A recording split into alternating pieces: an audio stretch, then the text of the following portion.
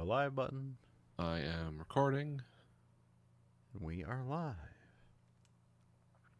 Tell your friends you're listening to the Verhoeven Effect podcast. I'm Conlon, And I'm Nathan. and tonight we have another very special episode. We have the 1992 movie Freejack. Nathan, do you have a history with the movie Freejack? Yes, I think I saw half of this in the theater before I got thrown out Okay. because we were being disruptive, because we were not engaged with the movie.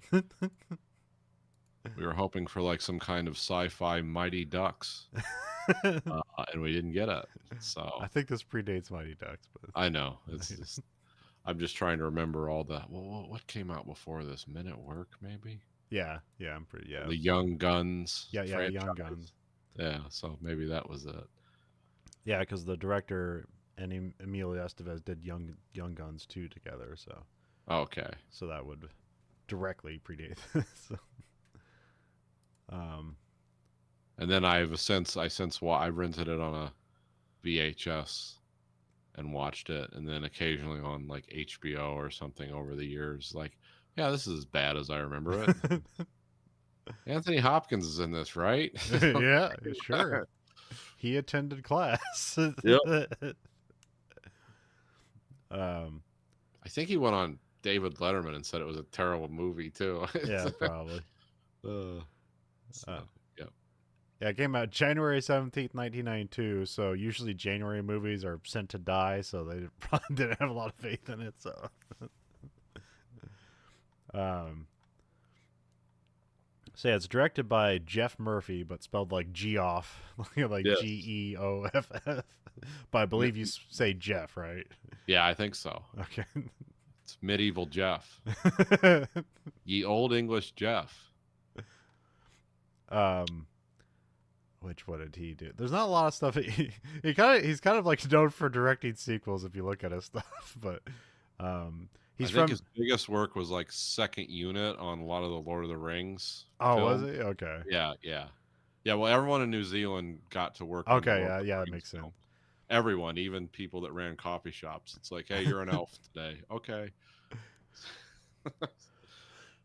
Well, I mean, I read some of his autobiography, and it was kind of it kind of seemed like he like broke through in the New Zealand film industry because it basically didn't exist Yeah. until he had something that was successful. Now, like like a blockbuster movie in New Zealand mean it made like $500,000 or something in theaters. It's like it might as well have been Star Wars for New Zealand.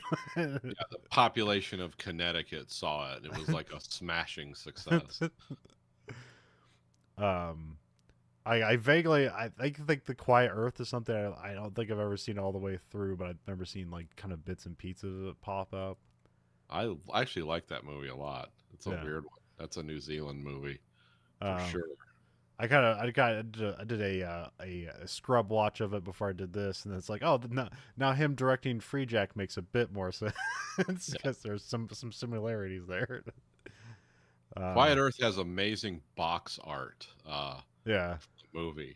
That scene doesn't appear in the movie, but it's like, Oh wow. no, it's right at the end Oh, is it? Okay. with Saturn or with a ringed planet popping up on the horizon. Right. I forgot. Yeah, they did try to do that. But Um, in the box art it looked like oh. I mean, it looked like a lot more impressive. yeah, At the yeah. end. Just kind of a matte painting, but it's like, Yeah, they're just kind of a traveling matte painting, just kind of moving up in the movie. But yeah, it looks better in still because it doesn't. And still, it doesn't look like a movie effect. It looks like, oh man, that's happening. um, but yeah, then you got to America doing Young Guns 2, which I guess I always know people like Young Guns. It's kind of like a fun action franchise, but I guess I didn't realize Young Guns 2 was actually better received critically and made more money. So, okay. which I wasn't expecting. And then directly after that, he did Freejack, which kind of ruined his career. Then he worked with HBO a lot, which he liked better because I guess like he like why Hollywood want him is because he's basically making movies that look good for practically no money, and so Hollywood loves those people because they don't want to spend money on people. So, um, and so but I guess because HBO had its what do you call that, subscribers or whatever, like they had data on them, and because they knew it was an older audience, that they could do more sophisticated movies. You just couldn't get Hollywood budgets, but you could do more interesting movies. Oh, okay. Um, and then he does like Under Siege 2, Steven Seagal movie. He also one on the train. yeah, Dark Territory. uh, which like yeah that like which I guess like Dark Territory is basically like the original script, and then they just made it an Under Siege movie. Oh, okay. All right.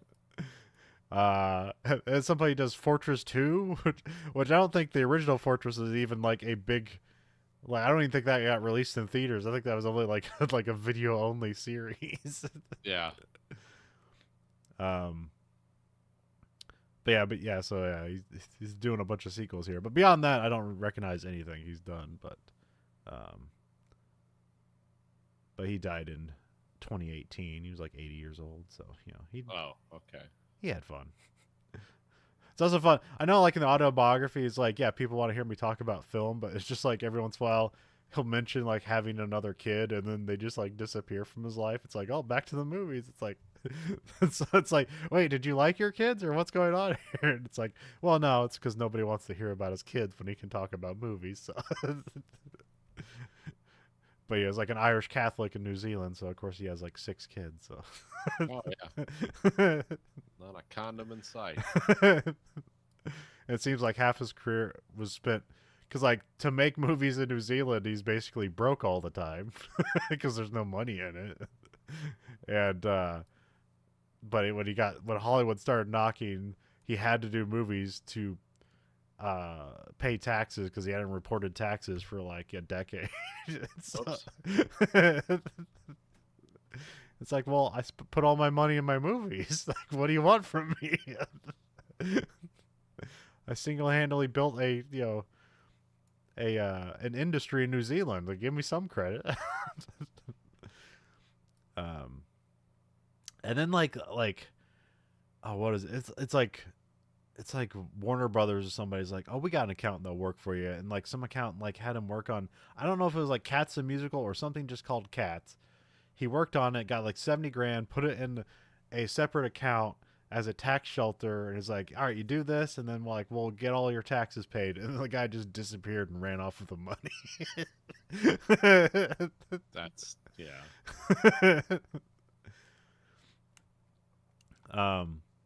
So yeah, he's just Jeff Murphy's just kind of a independent New Zealand filmmaker. So he's in it for the love of the game, not really for all the money in the world. So.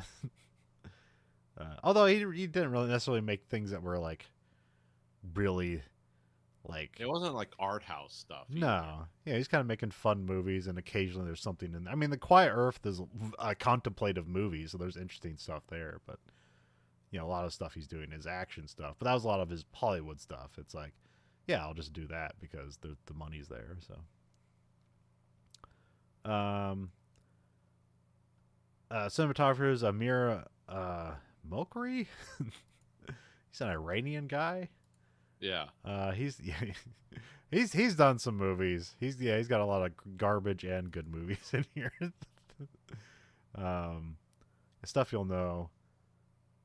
He did The Joy Luck Club, did Coyote Ugly, The Salton Sea, one of my favorite movies. Well, not my favorite movie. It's a good movie that people don't know cool about. Movie. Yeah. Bad Boys 2, probably one of the greatest action movies. Well, maybe one of the greatest action scenes in an action movie. Not the greatest action movie, but Lord of War, great movie. He did the 4th Fast and Furious movie, just called Fast and Furious. Okay. Did the infamous Season of the Witch. Yes. He did a couple of the Transformers movies. Good Kill, Pixels. I think Anon is the last one I recognize, which that's the one with like, what's his name? Clive Owen. Yeah, Clive Owen. It was that Netflix movie we watched one time about the government can see through your eyes and stuff like that. So yeah. So yeah, I don't know what he's doing now, but Yeah, he's. Oh, is it he worked with? I thought he worked with Spielberg on something. What else did he work on? Yeah, maybe everybody works with. Or maybe I'm thinking of somebody else. Let's see here. Written by a bunch of people. We got based on a Robert Sheckley novel who like wrote like sci-fi in the 50s. It's called Immortality Inc. I don't. Have you ever read that? No, I haven't. I know who Robert Sheckley is. He's one of Okay. the. It's like a kind of pulp, but not. He won quite a few awards. Okay. I'm trying to think of what. A lot of his stuff got adapted.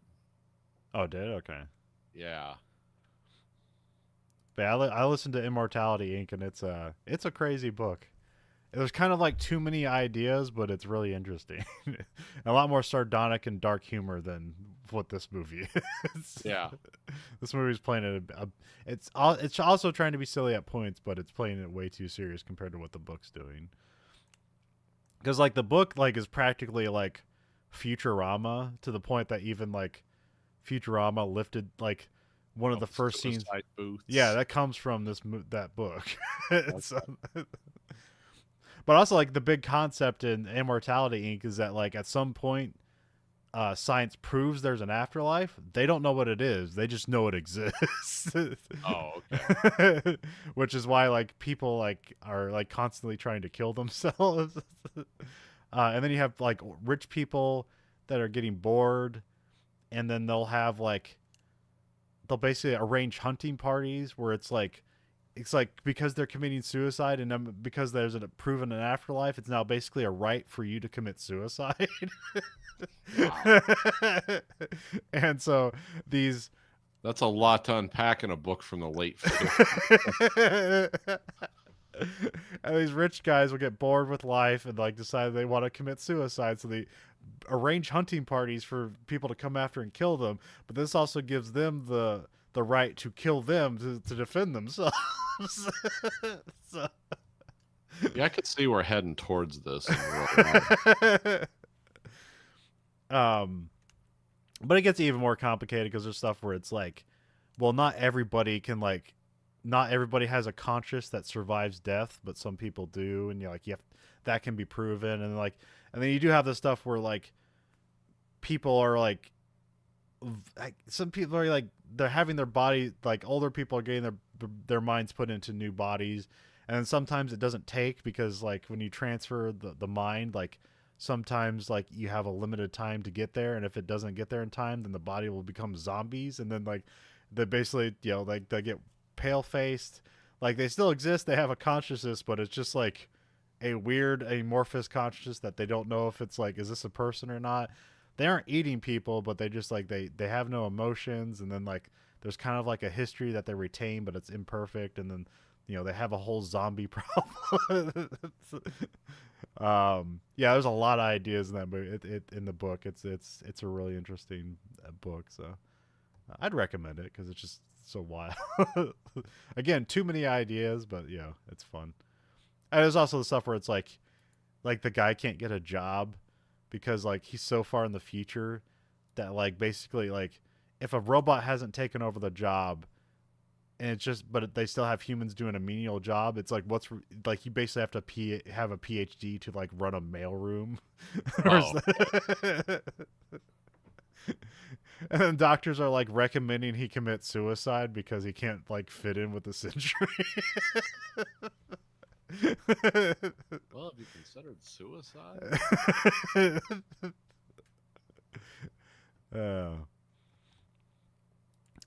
But yeah, which like they don't do like. So yeah, like in the book, it starts out he's like in the 50s, gets in a car wreck, and then he wakes up in a different body in like the year 2100. Oh, okay. So time difference is way different. He wakes up in a different body, but that's kind of like the only thing that's similar from the book to this movie.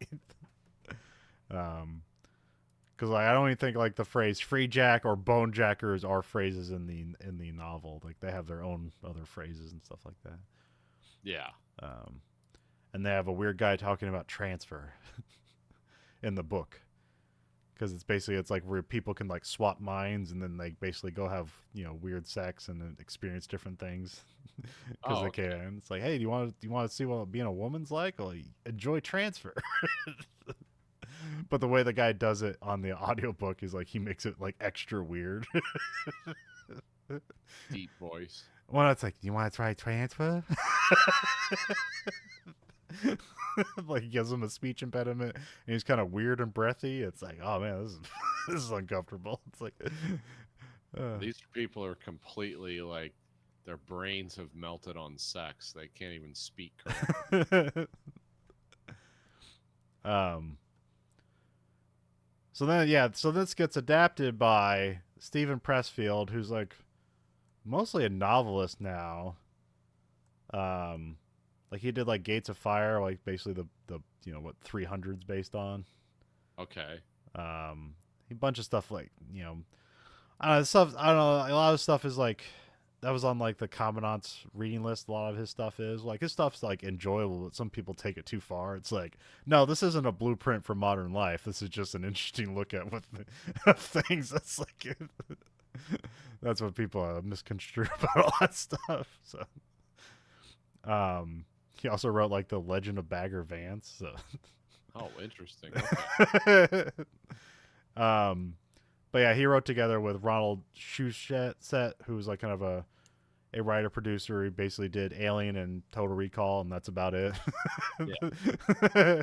Yeah, you know him for two things. Yeah.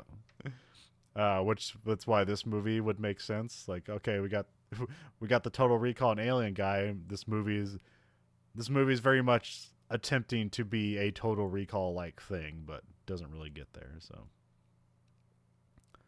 and then I think so. It says and down. So here we go. It's the ampersand and Stephen Pressfield and Ronald Shusett. So they wrote together, and then we get and A&D Dan Gilroy. So I'm guessing he came in to write some reshoots because I know that happened from the autobiography. And Dan Gilroy is the guy that went on to do Nightcrawler. Okay. And also you met Rene Russo doing this movie.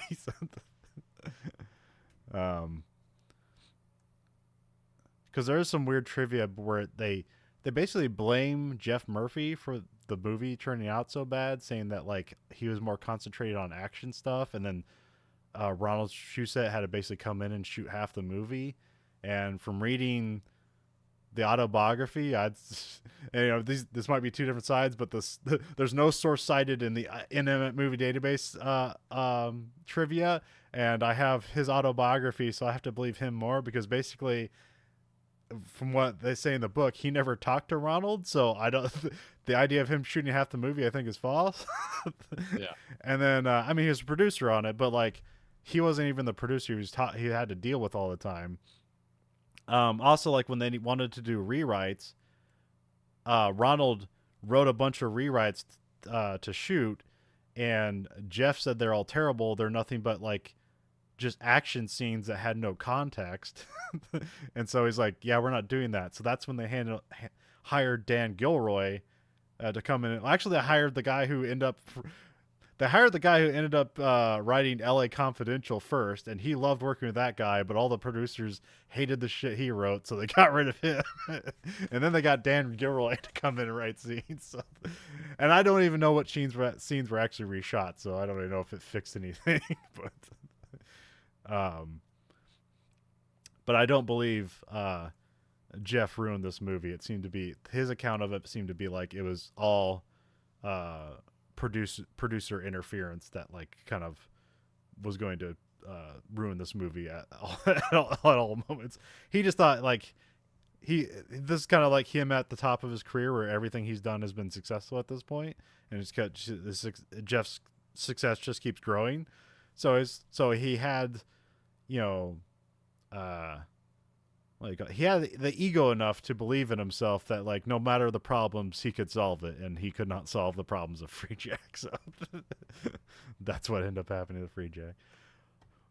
Because when he worked on Young Guns 2, he was working for Morgan Creek, so that's who did both these movies. Yeah.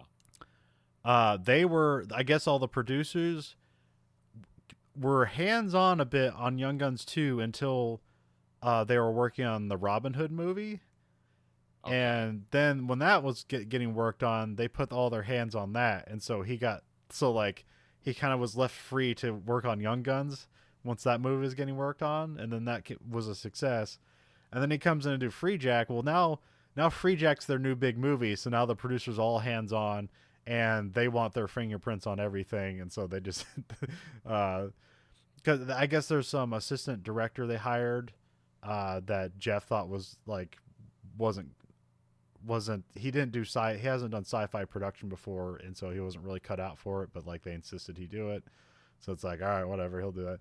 And I guess the other guy that's weird is that they got the production designer from Jaws and Close Encounters of the Third Kind, which you think like, oh, he's good, but Jeff is like, no, this guy's a little too wacky and full of himself. And but yeah, so and he didn't like his designs, which I agree with, because you know that wacky car that they have in the future with like the open top front, and then like the weird like bump or what do you call it, like just the bump of it, like um it's just a round back of it with like no windows and stuff like that. The Yeah. so yeah, that was that guy's design. It's like, oh, that's garbage. So yeah. Okay, so even geniuses can be wrong. So Yeah, it's like a car you couldn't actually drive. I mean, it basically looked like, remember like Homer makes a car in The Simpsons and it's like the worst car possible. Like they basically like made that. Yeah. um,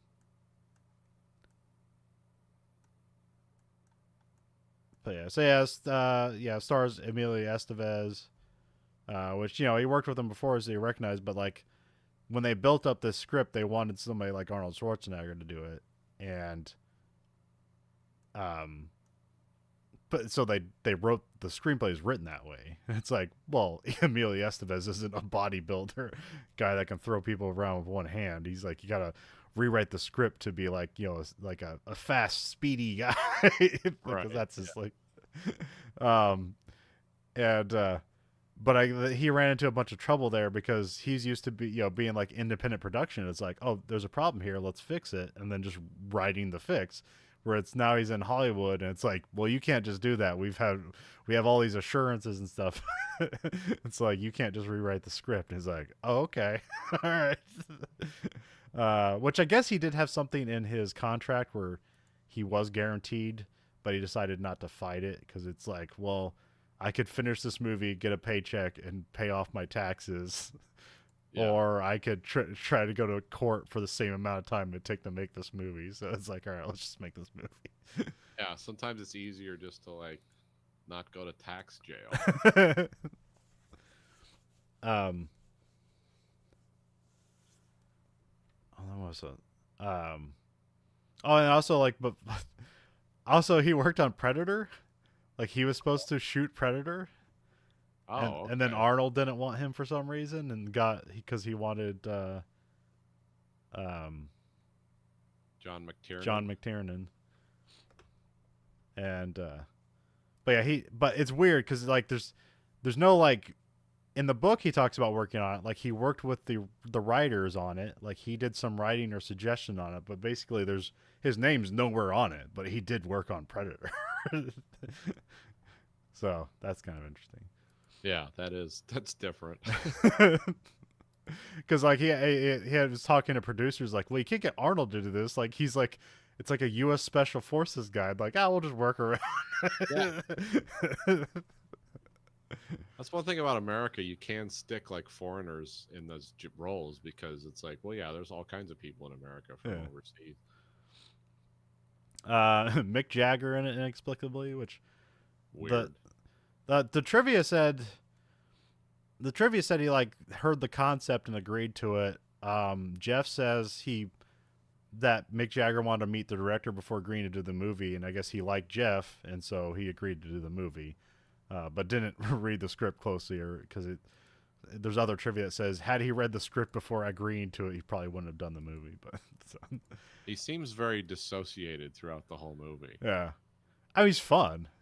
Yeah, it's not bad to see him. Yeah, It's kind of What? like when it's not as cool as when like David Bowie would show up in a movie because he just had this weird electric presence. Yeah. So I'm not gonna say it's that, but it is cool. It's like that's Mick Jagger, and and he's delivering lines in a very.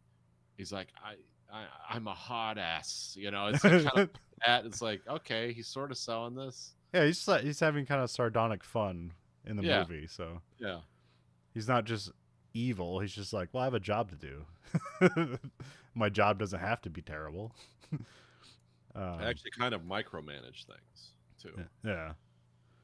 And then Rene Russo, who was a last minute recast because Linda Florentino was in it first, and then apparently one of the producers said she didn't give him a hard on, and so they hired Rene Russo.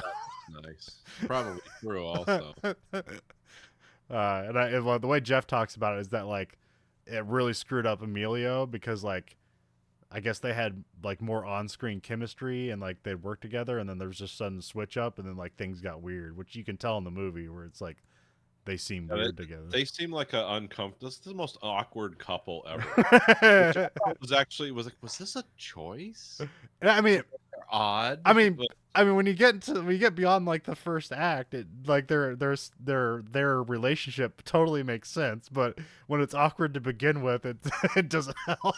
So. Yeah, no, yeah. When they're like first at his race, Yeah, where he's doing time trials, and he's or when it just shows up. I mean, the beginning of the movie is basically a picture of his ass. It's like, huh, these guys are interesting. They're like a quirky couple. All right, so where are my notes? We got some more. Well, also, we can't print it. Let's see the actors. We have Jonathan Banks. Yep, keep showing up.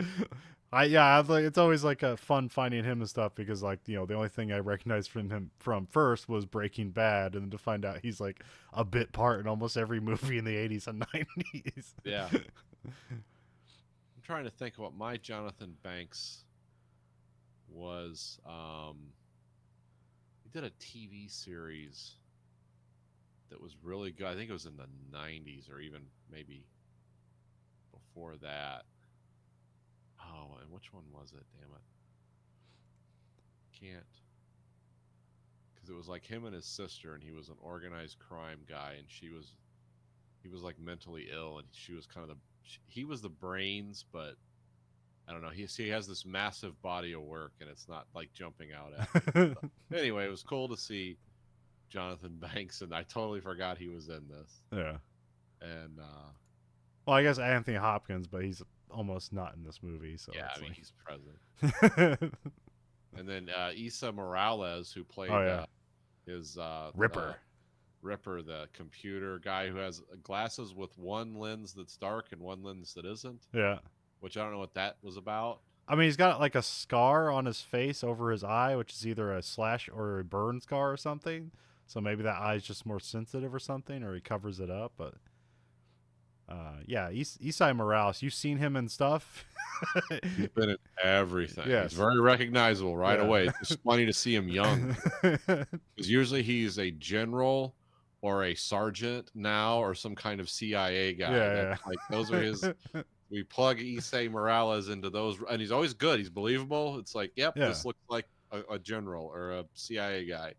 But here is like might be his most eccentric role. I mean, just kind of costume unto itself, but yeah, because usually he's very straightforward. He's like, he's good. He's good at doing serious, and this he shows up as like a weird. This movie is such a weird. It's like, oh, this is all the strangeness of the '90s. Like, no, this is where it started. No, I mean, you have Terminator 2 lights. Well, I guess you have Total Recall 90, Terminator 2 91. So like now everybody's into like well, I guess what they're calling it high concept sci-fi, and this is just another one along the lines of like, yeah, let's do that. And it's from the writer of Total Recall, so you can see where they're trying to go with this movie, but it just doesn't work. This is the definition of derivative. Like when people call something derivative, it's like, yeah, this is Total Recall, Blade Runner, It's like it's like doing a Philip K. Dick novel remake, but we were using different source material. And it's like, yeah, this is everything everyone wanted to do throughout the 80s and 90s, and it all just came together and failed here Yeah. somehow. Well, I mean, later on, you even have Demolition Man, which is like, I wouldn't say like it ends up being a better movie, but I think like concept and script wise isn't a better movie. No, it just had better production value. Yes. Like, that's the only thing that makes Demolition Man stand out is like, wow, they spent a fortune on this. Wow, Jesus, this is expensive. I mean, this movie wasn't cheap for its time, No. but Demolition Man looks like $100 million movie before that was a thing. It's Yeah. like, wow. Although I do, although I've never. This is the first time I've seen the movie. I remember the trailer for this movie because that car crashing is fucking cool. That's a great car crash. And the scream that's built into it is ridiculous and scary at the same time. It's like, that's dumb, but I like that. You know, it's Although yeah. I think I merged two different trailers in my mind of this movie because I remember it's like I remember the car crash and then for some reason I think I interposed. Do you remember the scene? I think it's in Time Cop where he gets like transported to time and he's like in the middle of the road and there's like a truck running at him. Okay, trying to remember that. There's just somewhere a guy appears in the middle of the road after time traveling and then a truck's there and it almost hits him. And Okay, yeah, I do remember I that. think that's in another trailer. And so, in my mind, he gets sucked out of that F1 car and then gets put in that scene where there's like, you know, a truck is about to hit him, but that's not what happens. So. It's a Freejack Time Cop crossover. um. Anyway, Time Cop, I guess we were around that time too, which again was something trying to be Total Recall or whatever. So, Yes. was that based on anything, or was that just like, no, we got to make this? It's so I stupid. don't know. I should look into it because I actually remember, in a weird way, I enjoy that movie. Yeah. Not because it's good, but because it tries so hard. Yeah. And it fails. But it's like, wow, they are really like into this. They are doing some great sets. They are setting some ideas up, and it is just not paying off. And I feel bad for them. This is poor filmmaking, and this is. But man, these guys, they're what do you call them? Tryhards. They're being tryhards for sure. You gotta appreciate the effort. Yeah, I do. I appreciate that. It was doomed to fail. You tried as hard as you could. I mean, they made one more movie than I ever have. So credit for that. So we have Act 1. We get credits. There's kind of like weird like synthesizer and saxophones going on here. I don't know. It's weird. It's the late 80s, early 90s. It's saxophone is the saxophone. Yeah. When you hear saxophone music playing, either somebody's having sex, someone's about to have sex, or they're thinking about sex. Yeah. Saxophone. And then you mix it with a little, like digital pulses or whatever. Yeah. It seems futuristic. Yeah. Future sex. Yeah. Freejacking. Yep, definitely. Yeah, which is another like terrible title. What were you thinking when you? It's not like the term "jacking off" was introduced. Like you can't think this is going to lead to good things. The title is a symbol, and then so yeah, you get the title Freejack. We get some computer noises, which I hear Jeff. Some of these like computer effects sequences Jeff did practically, and they're like, no, we need to have the latest and greatest thing, and so they spent way more money to make worse effects. But it's like, no, look, you can stretch the screen because now it's a digital transfer. It's like, that's great, man. This is what we're focused on. Have you read the script?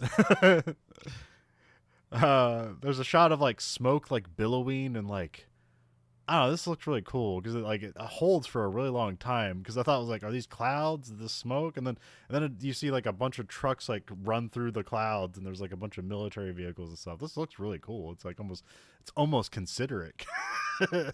Oh yeah. Yeah, let's see. What are these? I have the Freejack car list up, 'cause this is one of those weird movies where it's like you pay attention to the cars. Yeah. So they were using 603 Saracen troop transports. They were using the Cadillac Gauge Commandos, which I mean, these have all been made. Saracens and the Commandos have been. That's all throughout the 80s and 90s. Okay. And they make good future vehicles too, because is like military vehicles. You know, if you don't see them all the time, it's like, yeah, it's the same thing it was 20 years ago. You know, it's like, how Well, long were Humvees around? yeah, Like they started showing up in movies in the late 80s. Like people like, oh, it's a future vehicle. yeah. And now it's since been replaced twice by something ungodly more expensive. And every time they like, yeah, we're replacing them. They're too much to they're too susceptible to bombing and attacks because it's just basically a Jeep with a big body on it.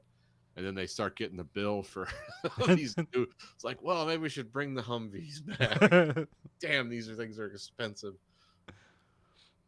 What was that? The APCs they have are like all angular and weird, so they make good for future stuff, and they just paint them red and stuff like that. So Yeah, green. It looks like something it's like something you'd see in Japanese anime, where it's like the optimistic girls and their military vehicles, and it's all like a subplay on sex. Okay, your anime is strange, but yeah, drive your pink tank. That's cool, I guess. And then we got to an apartment, and and we see a picture of Estevez and Russo at their wedding. This is Alex Furlong. This is played by Emilio Estevez, and Julie Redlin. This is Rene Russo. Alex is an F1 driver, an American F1 driver, which almost never exists. Yeah, that's a rare unicorn there. I mean, well, technically he was born in Italy, but he's considered American. You had Andretti. That's right. Yeah, that's right. Who went over there and won a championship and then came back to America. And then, there's like one other guy. You know, he had like a real like World War II like name, like Jack Stone or something like that. Like he won a championship in like the 50s or something like that. But that's about it. Like, yeah, ever since Andretti, there really hasn't been a lot of American drivers in F1. We have one now, but he's probably going to get kicked out by the end of the year. So, and then before that was Alexander Rossi, like 10 years ago. So, I think he raced twice for a team that then went defunct later that year. So, and he only got in there because the guy he replaced wrecked and had a brain injury that he eventually succumbed to from when he wrecked in Japan. Okay. So yeah, not a lot of American drivers in F1. Julie's worried about looking good around like the other like driver wives or something like that. But she had like, it's weird. Yeah, here she's like worried about her looks, and then later on she's like a businesswoman, so it's like it's I don't know. I don't know what our character is now. Like, I'm just a wife. Then we cut back to Victor Vasendek, who's this Mick Jagger, looking menacing on his APC as much as Mick Jagger can look menacing. So, he does look good in this movie. He's like 49 when he's doing this movie, and he's, I've never known Mick Jagger to be young. I only know him as an old man. But so. Yeah, see, well, that's like British people. They age differently. Yeah. Because they age in dog years from the time they're like 12 to 30, and then they just stay the same forever. I mean, he's like 80 now. Yeah. And he's still like... Yeah, he's still touring. Having kids. He's having a good time. He's living his absolute best life. Yeah. I do like the costumes here of his men, because I think when did Spaceballs come out? Because it's like, did they get all the costumes from Spaceballs to dress up his people in?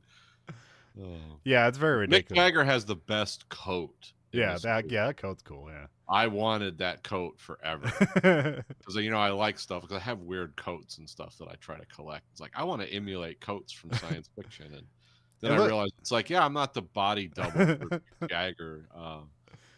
It almost looks like it's a coat that's made out of tires, but like, eloquently. Yeah. It's like that's a coat you could be drugged behind a motorcycle. Yes. And you just get up and like, oh, that sucked. But yeah, his guys, the bone jackers as they're called, they literally look like extras from Spaceballs. Yeah, I mean, they look like 80s extras. Like we just grabbed a helmet and we glued some stuff to it. So what's the line of sight in those helmets? Like, the worst. I mean, well, it does have effect later on where it's like you can take like a pipe to the head with them, so it's like they're doing some work. So yeah. Um, but yeah. Again, the production design in this movie is not great, which which Now, I'll tell you one thing this movie does excellent, though, for the production of it.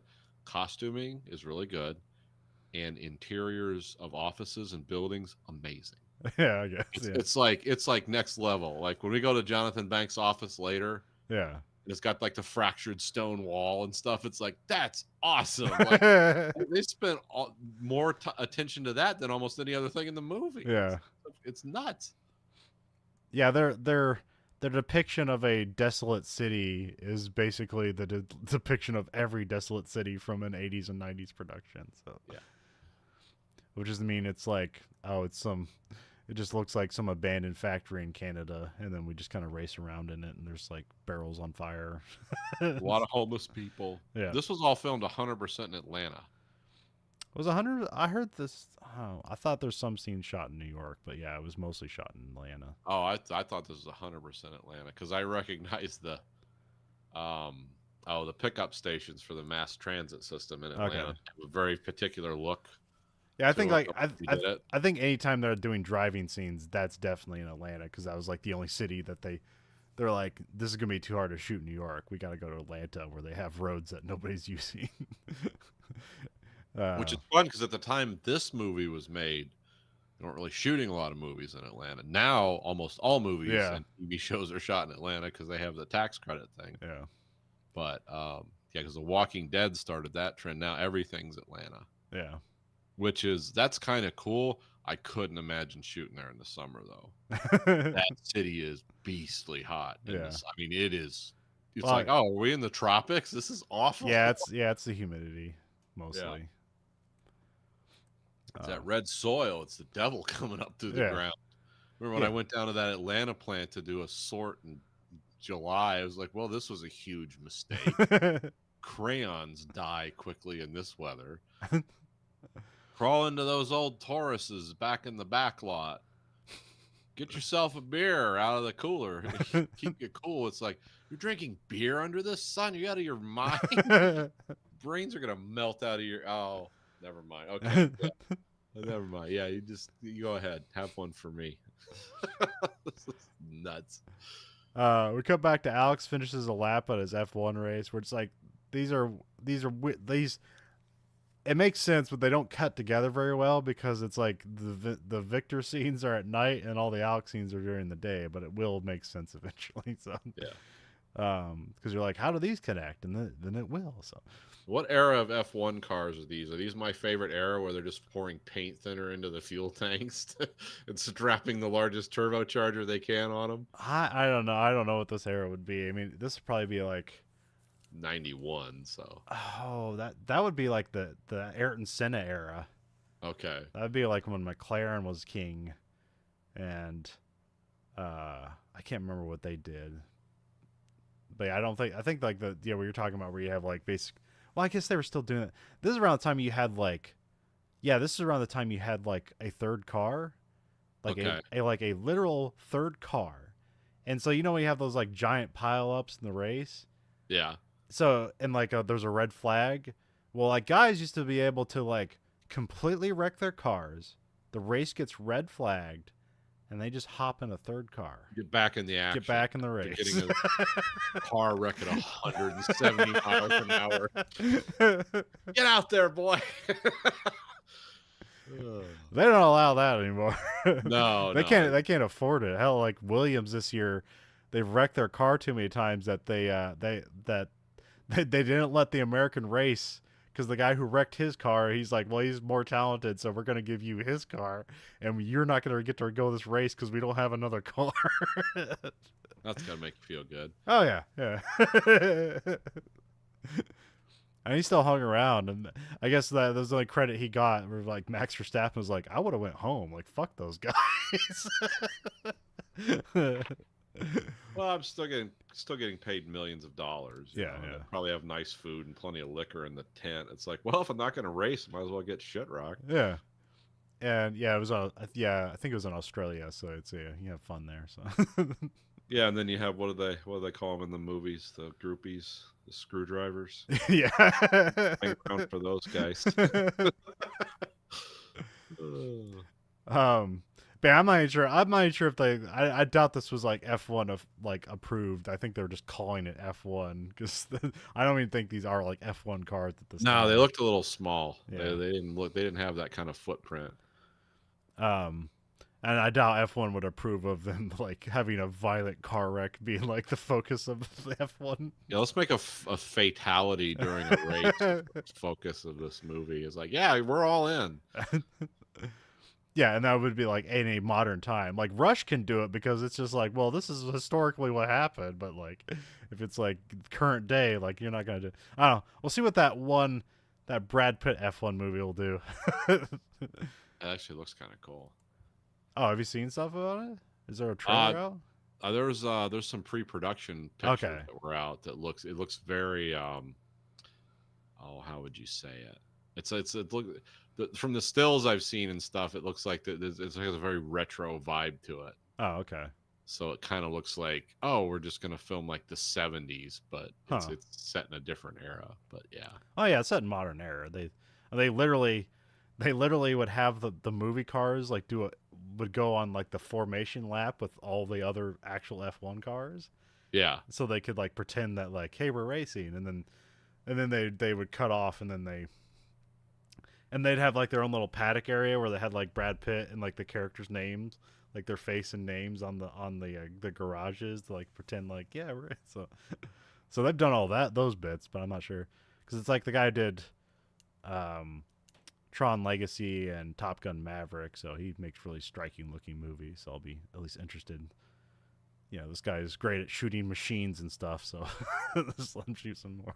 yeah. Formula One to like me, it always seems like something that never left the '70s behind. Yeah, It probably has to do with how like the Europeans do their uniforms and their color palette or whatever. And it seems like this guy's shooting a lot of soft lens, okay, like a lot of yellow light. Which I don't yeah. know. Maybe there's a reason for that beyond a '70s aesthetic. Maybe that just like is the best way to shoot those cars and to get across what you want to. But that's the vibe I get. Okay. Um, but Um, I also look for things like that. so Alex finishes an F1 or a lap he seems to be happy about it. They didn't say like, "Hey, you got pole position." He's just happy about it. He jumps out of the car. He walks with Julie. They seem happy with things. He asks her to nibble on his ear for good luck, which is just weird, but this will just serve as a bookend for later on. Yeah, this is included for a reason. Then we have Alex's agent, Brad Carter. It's played by David Johansen, who's like the singer for the New York Dolls and also has a alter ego of Buster Poindexter. Yeah, it's all very '70s and '80s. The New York Dolls, you'd know. Buster Poindexter was. No, it's actually the opposite for me. I know who Buster Poindexter is. I don't know who the New York Dolls are. Oh, okay. Yeah, the New York Dolls were. What was that? That was a weird. Cause who were they talking? Was it Nick Cave? Probably. Because they were talking about like that was like glam punk or something. It had it had its own weird like vibe to it. Because that was well, remember the worst Mark Maron interview ever was with Nick Cave. Oh, I haven't listened to that one. But Oh yeah, because it was like because Mark Maron said something to him like, oh yeah, that was the time of the New York Dolls and Nick Cave was immediately like, yeah, that was all shit. An Australian accent very well. Mark Maron was like, so you were like a cowboy out there doing your own thing, and he's like, mate, I'm not a fucking cowboy. Like, okay. All right, so two of the wrong three things you want to hear. Yeah, that's right. I imagine Nick Cave's a fun interview. After listening to his music for years, I never want to talk to this guy, but damn, I like this. And Mark Maron actually went through it, and I was like, yeah, this guy's tough to. This guy is an artist. Oh yeah, so Brad's his agent, which he's a nice sleazy agent. We cut back. We have Victor and the crew set up some science stuff in darkness, and we intercut with the daylight F1 race. Now the race has started. Victor has future footage of the race, although I guess you wouldn't necessarily know that, but I just know that from watching the movie. And then we have the footage of the race car about to crash. They use graphics and kind of like isolate the driver, and it becomes like 3D graphics, and then Victor starts watching the race, and then there's like a tinfoil medical crew that gets ready. We come back to in the race. Alex is like leading, but then it's like his back tire gets hit, and then the car just goes flying and smashes into this bridgeway. It just explodes. And a woman screams. Yeah. What happens too? We assume it's Julie, but we don't know. Yeah. Yeah, and we get the it explodes in the Nissan sign, which I don't know. That probably doesn't have a special meaning. That was probably just there at that racetrack they're using. So. It's a great looking crash. Yeah. Looks cool. Yeah, I mean, they look good enough that they have it. They include it in the movie almost like every 10 minutes. It's like, yeah. Let's get back to this. This is the one good thing we did. We spent like $10 million on this scene. Recycle this a bunch. There's a Zappa special effects before the car crashes and explodes. Then Alex just appears, like no transition, nothing. He just appears cut from scene with him not there, cut to scene with him there. Just jump Which cut. leaves a lot of questions about, this is, again, Nathan's Newtonian physics amateur stuff. It's like, wait a minute, he's going like 160 miles an hour. So if you pull him through time, do they have inertial compensators like Star Trek where suddenly he's like sitting stationary? Because even if you pull him from that time to the new time, would he still not be going 160 miles an hour? Well, I don't know, Nathan. How fast was the Earth moving? Is that to be considered too?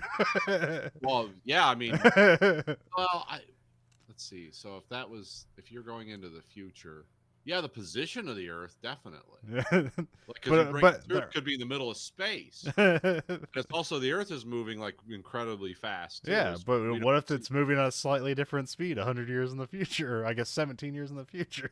Yeah. Yeah, but they don't go that far, or maybe that's why when he gets zapped into the future, he is in cardiac arrest and they bring him back to life. So maybe that's what the inertial damper thing did to him. Is it stopped your heart? It just immediately occurred to me for some dumb reason, because they should have just had an airbag there and him flying through the air, and he like lands on it like a stunt man. Yeah, that makes sense. But they didn't do that because. It was easier to do a jump cut. Yeah, it was a lot cheaper. The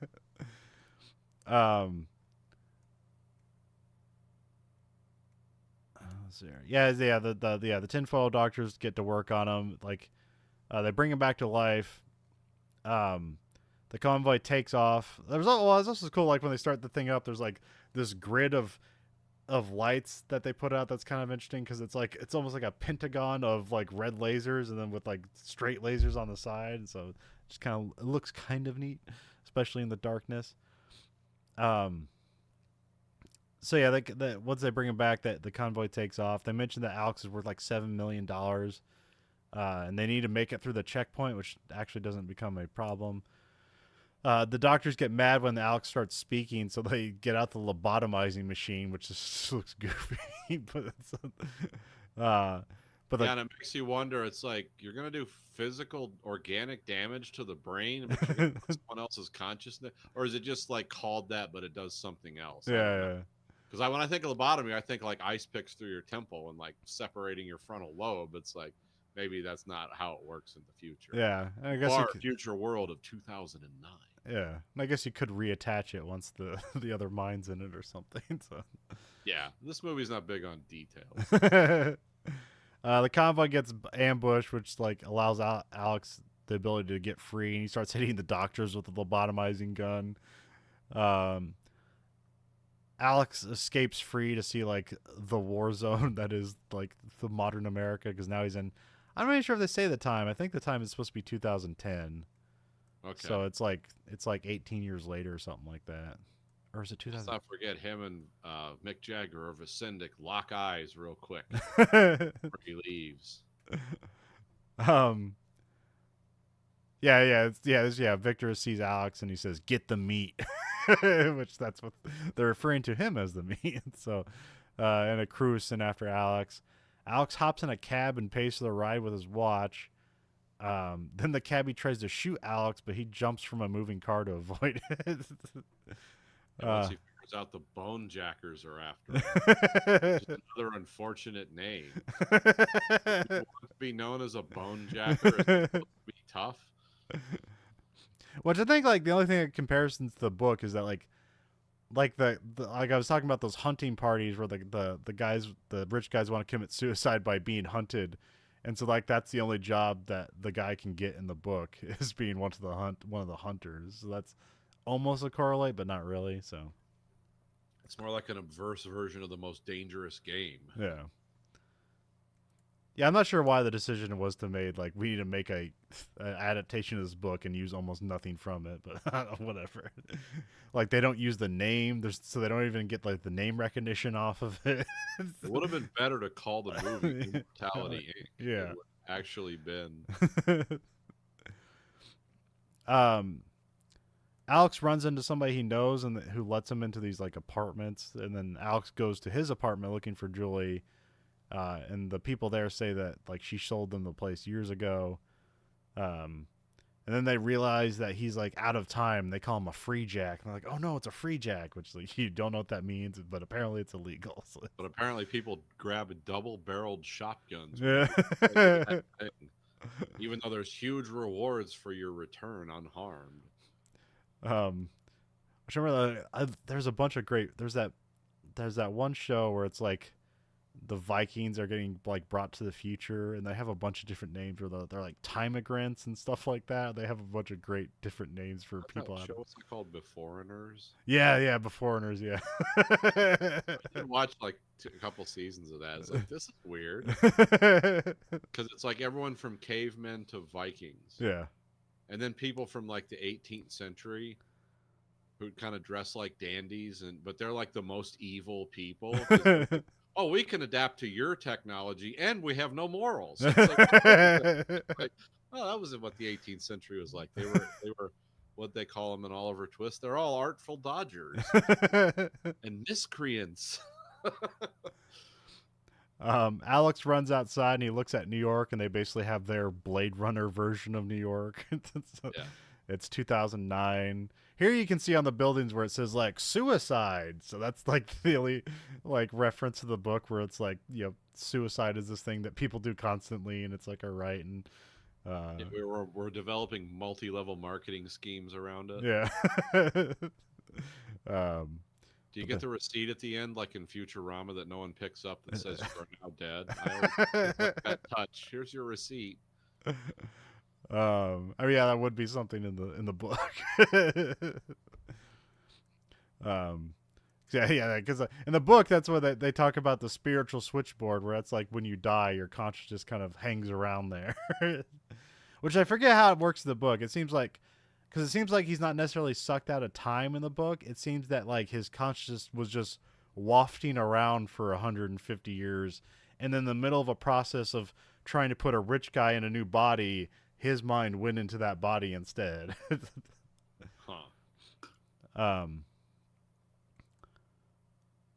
Then we have Mark, but this is Jonathan Banks, and he's riding the elevator with his partner, who's, can't remember who this guy is. Yeah, they're both like corporate snobs. Although Jonathan Banks here looks more like he's supposed to be a hitman or something, but really he's just like a CFO or something like that.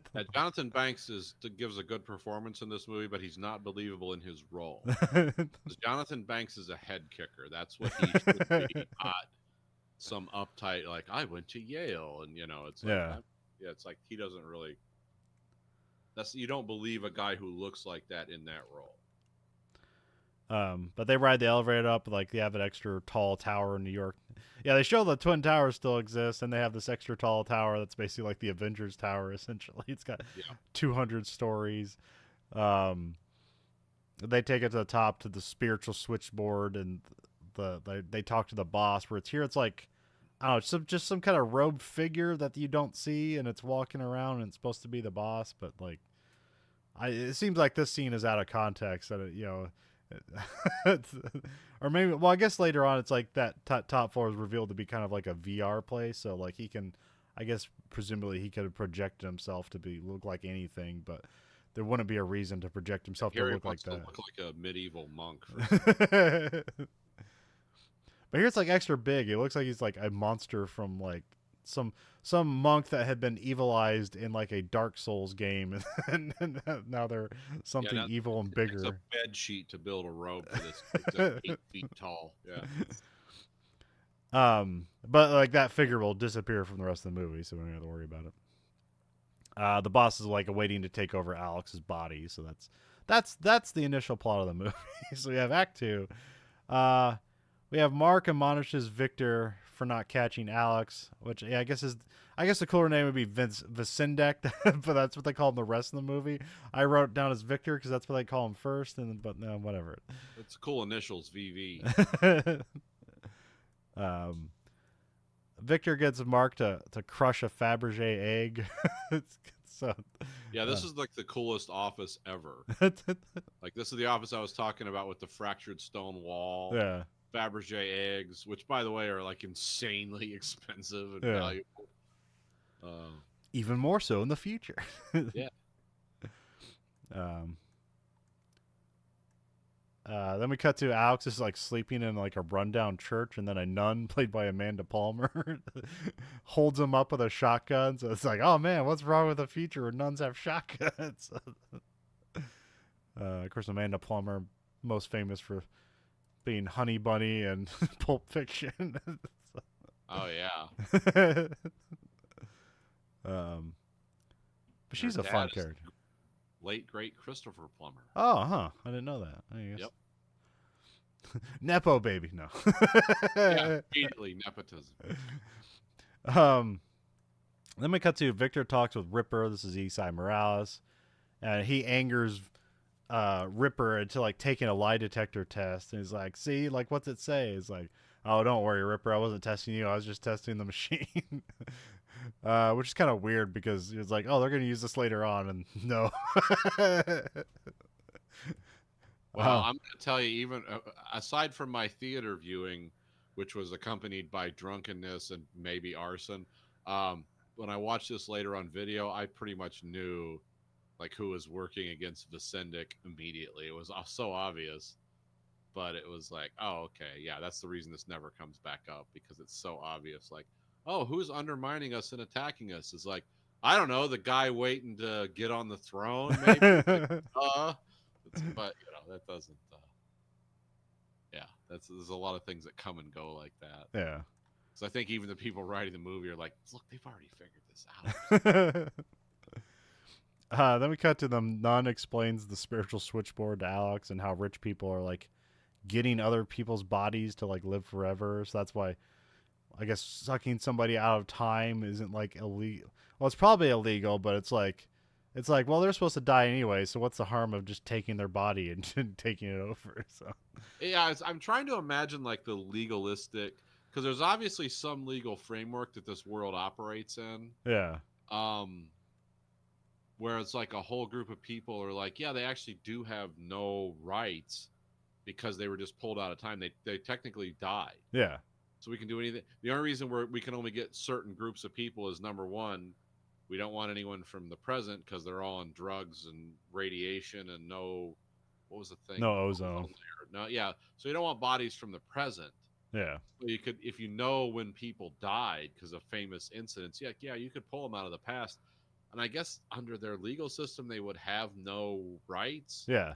Which is like really like, oh yeah, this is completely anti-humanistic, because it's like, yeah, you can just pull people out of time. And it's like, yeah, they don't have any say anymore because they already died. And it's like, oh man, this is a really dark world. I mean, it is obviously on its face, but when you look at like what kind of legal arguments were made to allow this. Yeah, which that almost would be a more interesting movie, the legal drama of this, rather than the cut to action scene.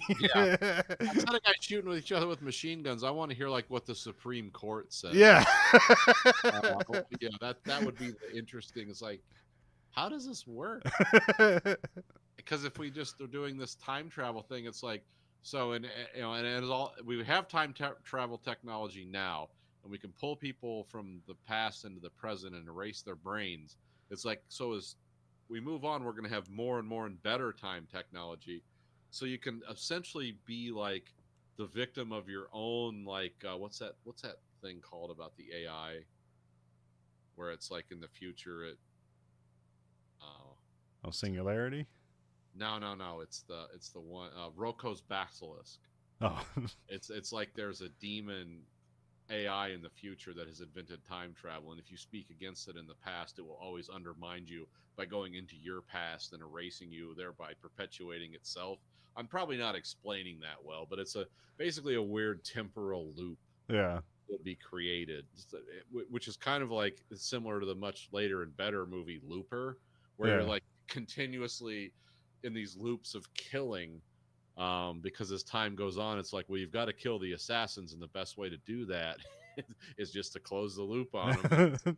Yeah, but in this world, like this technology could only improve with time. So everyone's going to be their own individual basilisk, destroying everyone Yeah. else. And it's like, wow, did you think about this, guys? But no, people Yeah, don't. and explore the idea of like, well, why don't you just take yourself out of time? Would that create any problem?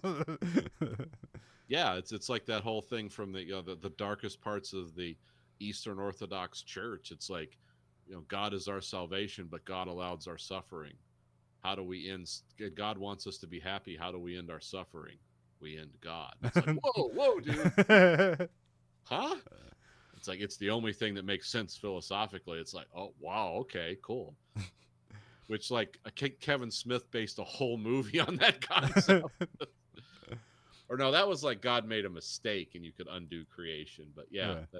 it's like I've heard like there are some dark corners of Christianity, and I don't know if this is even true or not, but I've heard this like thought exercise about God wants man to be happy, but God allows man to suffer. So the only way to eliminate suffering is to eliminate God, and therefore eliminate man, so there'd be no suffering. It's like, whoa, what are you talking about? But then you sit down at night right before you go to sleep, and it's like, what about this whole killing God thing? Oh no, I'm not going to sleep for another hour now. Give me my laptop. I got to research this. So the nun calls it a mind transplant because I think he says like, oh, like a brain transplant, which as far as I know isn't a thing, other than it's an idea. Nope. I don't think that's ever been successfully done. Nope. This is more of in the altered carbon vein Yeah. of let's like we're just going to take a copy of a brain and interpose it over another brain somehow. She gives him an address to find his agent. I think I can't remember his name. And I mean, Altered Carbon, the book, not Netflix show. Read the book. I mean, they have the concept there too. With It's just dumb. The way they did it was dumb. yeah, they try to close their own loop. So Yeah, exactly. And she gives him she throws him a Glock on the way out, which is fun. So here, have a gun. Just take a gun with you. The first appearance of a Glock 19 in a movie. Oh, really? Okay. Yeah, the other Glocks had appeared, the larger ones. Oh, This okay. is the first of this more. Oh, okay. Okay. At least that's what I read in the Internet Movie Firearm Database.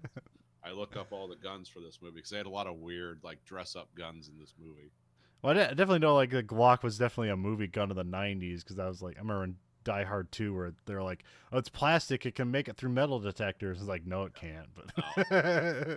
Oh, I love Hollywood's interpretation of guns. We've talked about this many times. It's like, if you want fully automatic weapons and rocket launchers, go to the local gun store. It's like, yes, absolutely. It's like an arms bazaar in Afghanistan. Buy anything you want. It's like, my daughter was killed by a drunk driver. Well, do you need a Dashika 12 millimeter gun? And you can buy one. You're walking out of the front of a gun store in Illinois with one. That's how movies think things work.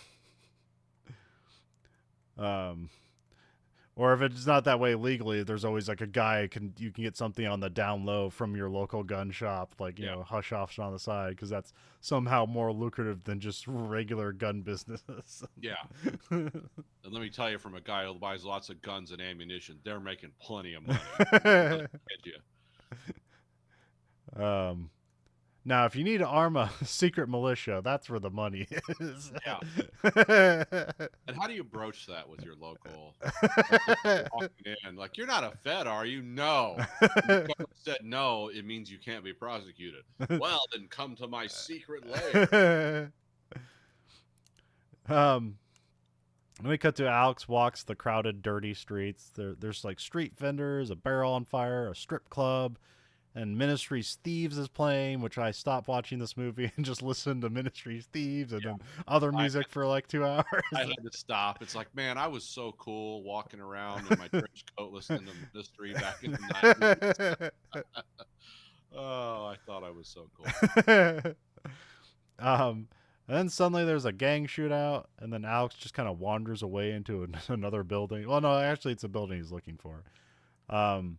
It's a dilapidated apartment building, but really they all are. He knocks on the door and calls out for Brad.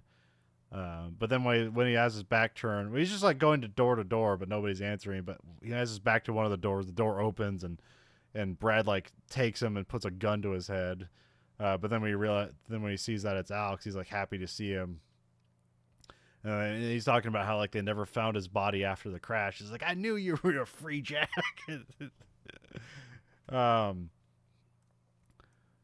then Brad talks about like kind of jovial. It's like, I'm glad to see you. But he was always kind of a sleaze, so you know, and immediately this is something in the movie like he's going to betray you. He's your agent. That's what he's supposed to. He's taking 10%, so he always betrays you.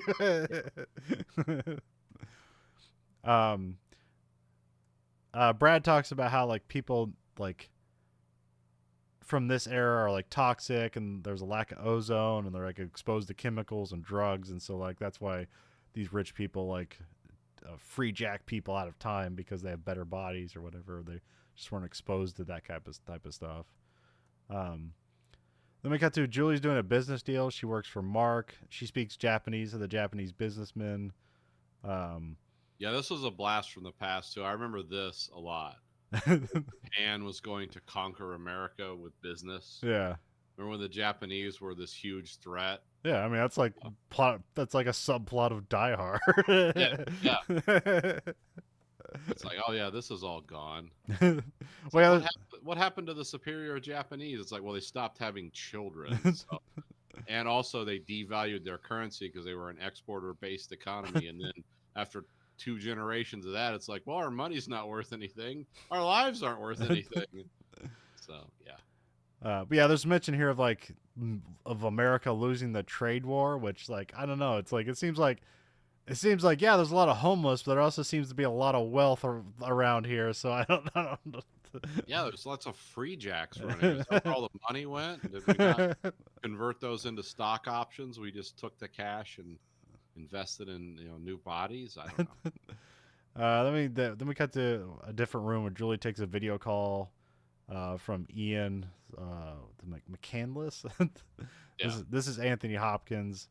So he's setting up another deal for like Julie to handle in Japan, or no, it's just somewhere overseas. Yeah, it might have been in Japan. I'm not sure.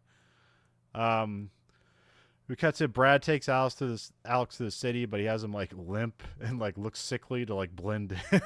Like it's like if you're too healthy, they're gonna know you're a Freejack. Yeah, it's like that old spy training. It's like take a tack, fold duct tape.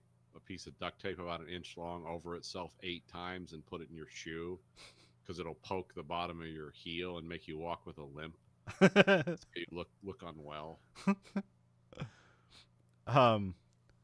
Alex has a showdown with a patron for a moment where like he's eating like the patron's eating like slop at this diner, and then he's just staring at the guy, and then the guy pulls like a revolver on him, and then Alex pulls out his Glock, and then like he kind of settles down for a bit, and then Brad like shows up and sits down for a bit, which the guy's like holding the gun at Brad in the background for like a extra long moment where it's like, is he just gonna shoot him? But then he just puts the gun down. But then we find out Brad has sold out Alex, and then a shootout with the cops. There's a shootout with the cops showed up, and this is when that one patron pulls out the gun, then it does actually shoot Brad a That's dead because it human. gets his gruel spilled on him. Yeah. It's like, I lost my gruel and I'm going to murder somebody in cold blood in public because that doesn't matter here. Yeah, it seems like that. Well, that's the thing. Like in this whole world, it seems like people just randomly shoot at each other. Yeah. There doesn't seem to be a lot of rhyme or reason to it. Just like, well, we're shooting now. Well, there's also like kind of a difference between like, especially with like the cops and the bonejackers, because they seem to have like weapons that aren't meant to kill. They're just because the cops have like these lightning shotguns, but I'm guessing that was just like some sort of tasing device or something. Because that's also what the bonejackers have. Because they also don't show like what these These are weapons do. like the Emperor's lightning bolts from Return of the Jedi are these weapons. But they don't explain like they don't ever show like somebody getting hit with it and being incapacitated. Because that's what the bonejackers like. We need to stop this guy, but he can't hurt the body. Which you don't find that out till like later on in the movie that like when they're using hard rounds like oh there's a difference between these guns are different. They aren't meant to harm people. They're just meant to stop them. But you don't get that I idea. did like that term. I'm going to start using that What? when I talk to people. It's like I'm using hard rounds before you try to steal my escape. I'm using hard rounds. Like, huh? I'm from the future. Alex steals a cop's motorcycle and then rams another bike into a door. Then he's able to escape away awkwardly. He's like, you have to walk the bike away from the other guy who's just kind of like stuck in the doorway. Then he rides the bike through like the building to escape. Which I know was kind of fun for. I mean, this is like kind of what if the guy's supposed to be an F1 driver, you probably should have a bit more car chases, but there's really not that many. Well, I think they're running out of money. Yeah.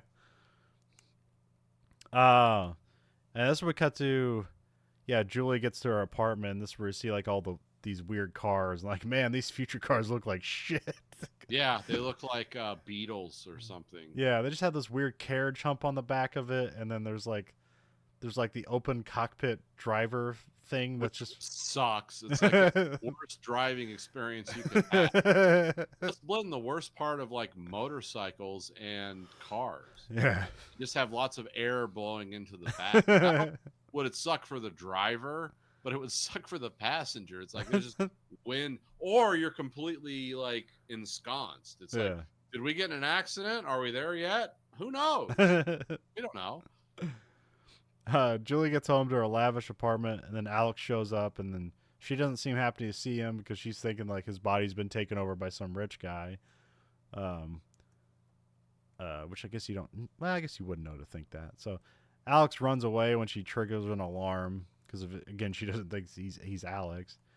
Then Victor blows open the door after he's left, and then she's like shocked because now she's like, oh, that was the real Alex. So it's like, and then Alex steals like a novelty truck, and then he gets chased by Victor, and like his like clean, he's like, all the cars are like, it's basically like if the Mad Max crews like had cleaner cars that were like in better shape. This was the same S10 used in the Terminator 2 movie. Oh, okay. I don't know if it was the same one. It was the same kind of vehicle. Yeah. S10 that could like, we've reached the vehicle's maximum speed, and I remember those 4-cylinder S10s from that era, and some of them that had the real like weird like gear ratios in the back. It's like, yeah, they could only go like 65 miles an hour. Yeah.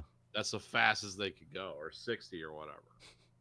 They could get there real quick, but then once they were there, it's like they can't go. It's not like cars today. Like my car can do 90 at 1500 RPMs because it's got like 10 forward running gears. So it's like, oh, I'm fuel efficient at almost 100 miles an hour. But back then, you had maybe 3 or 4 gears, and that was it. And so it was just all in how your rear axle was geared. Because you had like I don't know,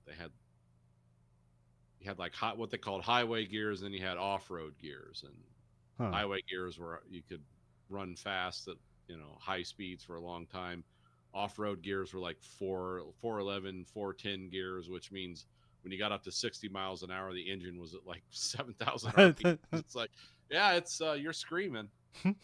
But now you just solve that problem by putting 10 computer controlled forward running gears in your car, and it randomly shifts all the time, and it gets 30 miles to the gallon, and it's like, it's cool till it breaks, and it's like 8 grand to fix it. So, yay. There's like this little laptop in his car that like he keeps closing, and like Victor will make it pop up and like Yeah. talk to him. It's I kind of want funny. that laptop where I can like make somebody else's laptop open. This is the worst Skype call you've ever. What's the Zoom? This is the worst Zoom call you've ever been on, because I can open your laptop. Alex gets the roof torn off his truck while like running underneath a trailer. I feel like this is just a standard thing that happens in a lot of movies, so nothing new here.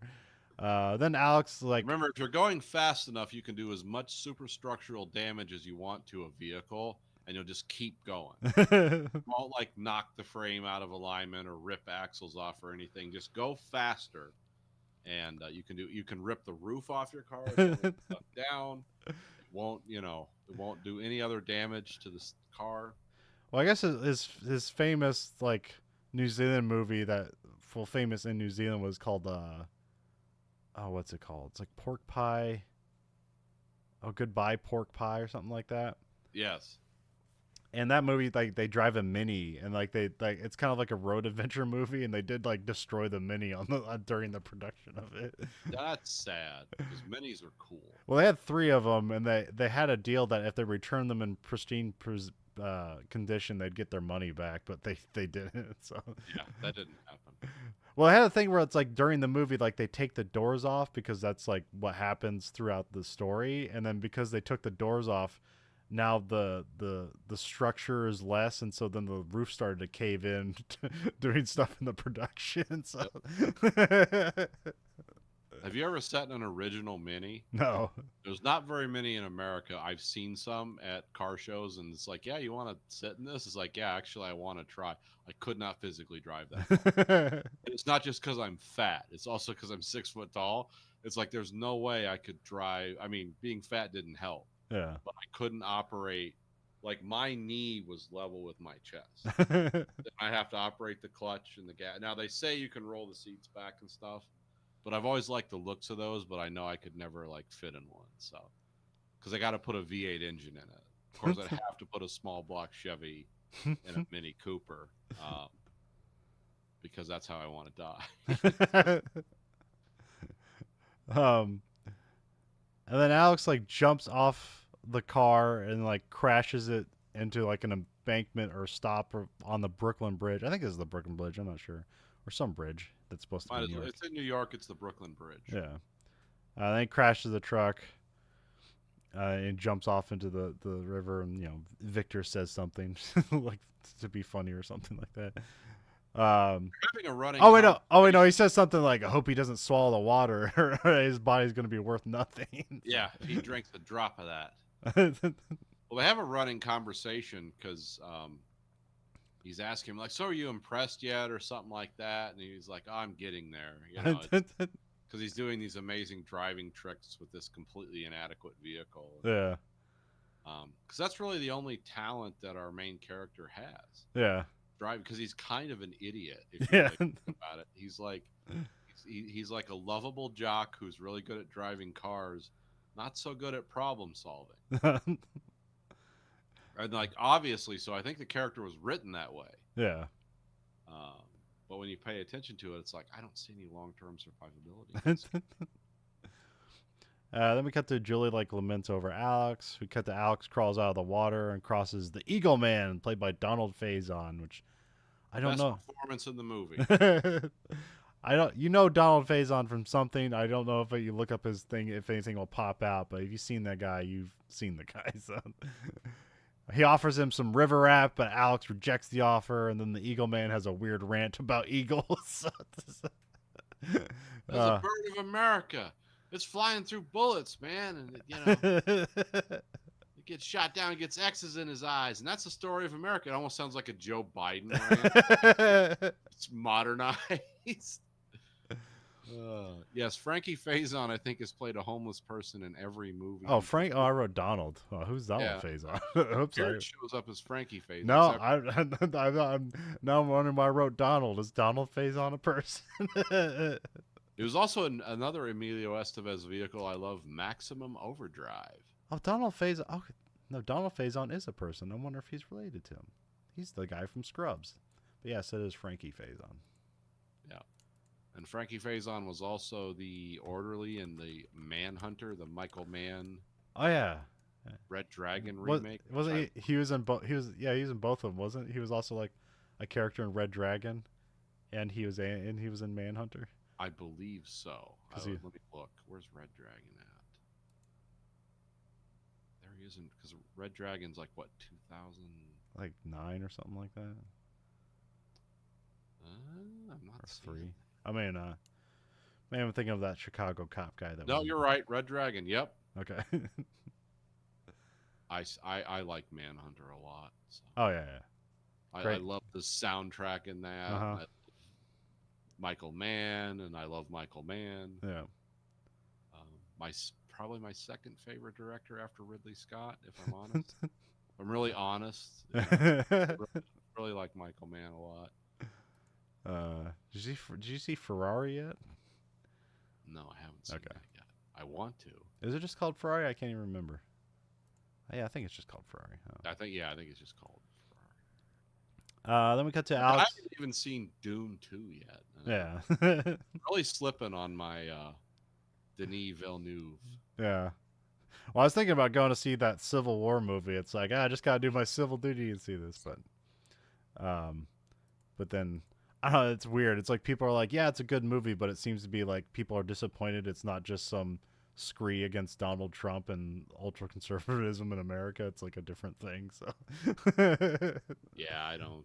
So I should probably see that, but I just want to live in science fiction, so I want to see it. And also, what's his name's in it as the president? Yeah, the guy from Parks and Rec. I'll think of him from now on as the guy from The Last of Us. Yeah, because his role in that movie made me so upset I didn't watch the rest of the series, because like I can't deal with this emotional crap. Nick Offerman. Yeah, Nick Offerman, also from American Body Shop. Oh, yeah. Actually it was excellent in that. It was the only thing that made that show worth watching. Yeah. It's a terrible show that I watched every episode of. No one remembers it.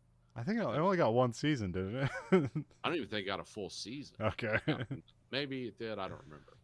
But I know Nick Offerman was in it, and everyone's like, oh, you know that guy from Parks and Recs? It's like, no, you mean that guy from American Body Shop? That's my Nick Offerman. And also he builds like tables and furniture and stuff in real life, and it's like, oh, that's cool. Yeah, he's a complicated. Because it seems like a lot of them seems like he'd be a conservative guy, but then he has a lot of liberal values, and then it's like, oh, it just turns out he's a guy. And I remember there was some like senator or somebody that like had to shoot something and to prove that he was a man, and he was shooting like not Bud Light, but because that came later on, and then there was the guy that was shooting the Obamacare Act. Yeah, maybe, but like there was clearly a cut in the movie because he fucked something up trying to shoot it, and then so Nick Offerman does the shooting something in one take scene as like a retort to him. It was funny.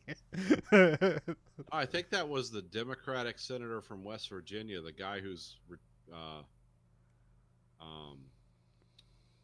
what's the name of the guy? Who's the guy from West Virginia? He's a Democrat. But he basically caucuses with Republicans now. I can't remember his name. It's not that important. Yeah, I know what you're talking about. Yeah. It's just a fun internet thing, till it isn't, because the internet has to ruin everything. It's what it's there to do, 24 hours a day. I don't want to see controversial movies. I want to see movies where I can escape. That's what I really want. I don't want to engage in your weird political. Well, that's the thing. I don't think the Civil War movie actually does that. I think that's why people are disappointed in it. Like I don't think It's some movie where like California and in Texas Texas, form yeah, a political alliance against the United States, and it's like yeah, and they're the good guys, I think. those are essentially that's like Europe and like the worst parts of the South aligning. Yeah, I mean, the American context. yeah, I mean, that would only work if it was like economic collapse or something. I don't know what the movie's about, yeah, but that would only work because those are the two economic powerhouses outside of the East Coast in America that really, because where we live is just where all the food and cars come from. But where, yeah, California and Texas, that's where big money in those places. yeah. So I mean, like, yeah, yeah. If California seceded, it could be its own country because it makes enough yeah, money to do so. it has a bigger economy than the United Kingdom. So yeah, it could be its own thing. But then I've heard California is a one-trick pony that really needs the rest of the United States because Yeah, they have one sector, and it's like, well, yeah, but this is where all your food and milk comes from is the rest of the country. So if you don't have that, it's like, yeah, we'll sell you food at 20 times the well, cost. also they have to truck in so much water from the Colorado River to L.A. It's like, yeah, you can't Yeah. secede because then that water gets cut off. I always like those lurid fantasies people have about, well, we're just going to bomb the viaducts, the Colorado River to California, and we'll show them. It's like, what will you show them exactly? That you're going to go to prison for a long time? Because that terraforming experiment in the desert that John Muir started in the 20s is not going away. Mars will be green before Los Angeles dies. Because essentially you're doing the same thing. You know what they were doing in The Expanse, where they were trying to make Mars into a habitable planet? Yeah. That's what Los Angeles has been since like the 1920s, trying to make Mars into a place you can live. Yeah. That's why when they say, "Oh, it's burning down again, it's global warming," it's like, no, you built a giant city in a desert, and then you planted pine trees there, which is like planting matches in your front yard, and it's like it's going to get hot in the summer. So yeah. I mean, that's my point of view. I'm just an idiot, so you believe whatever you want. But anyways, I think like the Civil War movie, I think it's neither. I think it's not necessarily the ultra conservative polemic of like this is what happens if Trump will get elected. It's not necessarily that, and it's also not the Boogaloo movie that the ultra conservative shitbags want. So, so it's not. Oh, I mean, where guys my size can pretend to destroy tanks and be heroes. Yeah. Run 60 feet without being out of breath. It's like, I'm going to fight the U.S. government. It's like, I don't think so, man. I think people are. I'm not bringing down any government. I don't even think we could do a convincing Bay of Pigs at this point. So we couldn't even fail spectacularly. And if January 6th was any example, just surrender now. Literally lost. Like, left everything on the field. So. We cut to Alex walks amongst an encampment of homeless and sickly people, which just seems to be what's supposed to represent most of America is now. It's becoming now as there is no middle class. There is only the ultra rich and the ultra poor. There's no in between. I guess. Behold.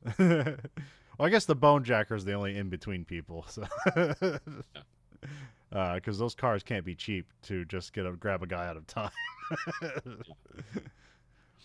Well, again, goes back. I wanted to comment on. We're going to go back to something earlier. Is Mick Jagger's micromanagement of the collection of Nick, where we had to like move it to the left, move it to the right a little bit. It was almost like the Blade Runner scene. Remember when he was going through the photographs? Yeah. And he was just yelling off coordinates that didn't make any sense. It's bring 214 to 16 right, enhance or whatever. It's yeah. Like, that's what Mick Jagger was doing. Just to give lines. Yeah. I honestly think that's why, because it was like weird. It's like, why is he telling this guy to adjust this when he clearly knows how to? No, we just need to hear this guy talk more. Mm-hmm. Julie shows up looking for Alex. She calls off Boone, the big bodyguard that she has. When Alex pops up out of the shadows. Now they see that there's a bounty on Alex. I like how they're having a weird conversation, her and Boone. Like, he'd be hiding out here in places where like the homeless and the dregs live, and then she just calls out and he pops up like crouch out of a garbage can. It's like, if you really evaluate that scene, this is like really weird. Like her like invoking faith, like he's gonna be here. Behold, he is risen. It's it's one of the dumbest. It's one of the dumbest dumb things in this dumb Yeah. movie. It's like, yeah, Uh, Jeff Murphy put in a cut that was like 20 minutes shorter, and then the producer didn't like it, and so they took it away from him. Which is a lot of like legal stuff that you learn in the biography about like working on this movie, where it's like I guess like when it like we always talk about how like directors have a lot of control over movies, and I guess the legal control they have is that a production company has to offer him a choice for every like change to the content. yeah, So it's like, oh, we're going to change this. You need to be consulted, which just means he needs to be present and ask the question. They don't have to adhere to what he has to retort. He just has to be present for the process of it being taken away from him. yeah. So Unless you rise to the level of Quentin Tarantino, you don't get to like veto everything the studio wants. What's that called? Like final cut? yeah. Okay, yeah, Most like veteran directors have final cut, but here he didn't. So, but yeah, so he took a pay for play deal. So maybe which, like, I don't know if you've heard that term before, but that basically means that yes. like this is other legalese stuff because, so basically you get paid to work on this movie whether it goes into production or not. Yep. So it's usually in their best interest to put the movie into production. Yeah, that's how you get more of those deals. Yeah. Is he cooperative? It's like, well, yeah. And so I worked 3 months out of the year. Cool. I mean, for someone like me, you give me an offer like that, it's like I'm gonna make shit. I work 3 months, I get paid for a full year. Give me all those things you want, and maybe something good will come out of it. Yeah. And if I have to explain myself, like, why'd you make all those rotten movies? It's like, it's called paying bills. Sorry, not everyone's Stanley Kubrick, man. We're just making entertainment here. But yeah, but there are some like things like so like as long as he doesn't quit the movie, he'll get paid. If he does quit the movie, then he can be sued for breach of contract. Now, however, there are like so you ever heard like we left the movie for creative differences? Yes. In this instance, that's like a legal term where it's like where you like basically agree with each other that like the terms of you've invoked the creative difference term. Yeah. So then you can get your money and leave the project. However, if you just quit again, you are just being you can be fired too and still get the money, but you can't quit because then you're in breach of the contract. So You have to be very careful here not to violate your contract, because people that have done that, like I'm taking a stand, they never worked again. Yeah. Or they just show up in indie films like, oh, look, she's back. It's like, yeah, this is called The Last Chance Saloon. Let's see here. But yeah, now there's a bounty on Alex for like $10 million. Then we cut to Julie takes Alex to a club where she has a contact that can help him escape town. Alex just drinks some blue drink and gets drunk, and then he's talking to it's like a local house reporter for like this club, but then she can get access to like a national feed as she realizes she's interviewing like the Freejack. So, yeah. This is Jerry Hall, by the way, who was Mick Jagger's wife. Mick Jagger's wife at the time. Also ended up marrying Rupert Murdoch. Okay, all right. And she's also remember like the weird like emotionless character in Batman that he has a relationship or that the Joker has a relationship in. Oh, is she acid face chick? Yeah. Okay, cool. Like you to look at some of my art. It's a woman with just acid scars on her face, like blistered up. And, yeah, that was such a great movie. Julie talks with McCandless to explain her situation, and then we cut to Alex talks with what is it? Oh yeah, Alex talks with Morgan. Oh, I can't remember this guy. No, it's like his big TV guy, but I can't remember this. They're talking about like the hierarchy of the future and basically how like the rich control everything and nobody else has anything, stuff like that. Yeah, Um, such a future. then Alex and Julie are alone for an awkward moment where like they're like almost kissed or whatever, but she's like, she's like that was 17 years ago, and he's like, for me it was 2 days ago, and it's like, yeah, which do you think is a more like problem here? It's probably the 17-year thing, not your 2 day thing. Well, and also understand that Rene Russo is essentially ageless in this movie. Yeah. Because we started this podcast, like, you can go back on the archives. Like, what did we start this, like, 12, 13 years ago?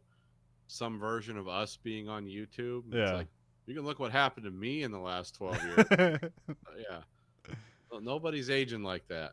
I mean, the technology to go up, she could, like, be doing stuff. But yeah, that was one thing that, like, Jeff had a problem with, where he said that Linda Florentino, would be easier to make her look younger and then have her be older later on, whereas Rene Russo is like, it was harder to do. So, yeah. Let's see here. Then we cut to Mark is watching the video of Alex's car wreck again, and then Mark roughs up the nun looking for Alex, and then the nun just kicks him in the balls. Yeah. So that's and fun. It's a cartoon like ball kick. Yeah, he does like a extended like agony scene. Which makes me think it's like, oh, did she miss? Was there a ball hanging outside of the cup he had to wear to film that scene, or because he's really selling it? Then we got to Julie drops off Alex to a runway. What's it?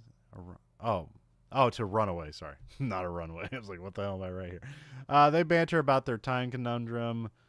Boone takes Alex to a boat, and then the boat blows up all of a sudden. Then Victor shows up. Julie gets out of her car, and then the car gets blown up, which surprises Victor. It's like, well, that's not supposed to happen. So, yeah. There's other forces at play here. Mark gets a video call. We cut to Mark getting a video call because he's got a separate group to try grab Alex, and here's like where this is where I see it's the first mention that Victor calls his group Bonejackers, but maybe they said it before. I can't remember. But yeah, this is where he says like, who's taxi cab driver says it. Oh, okay. But it's a Spanish slur accent. Bonejackers, I can't. It's like, oh, is this Stimpy? Who is this? This is where Victor says, who's using hard ammo? So that's where you learn, like, oh, so the weird future guns with just glass tubes on it, those are like incapacitating guns, not necessarily killing guns. Yeah. So Boone takes out some of the transient thugs.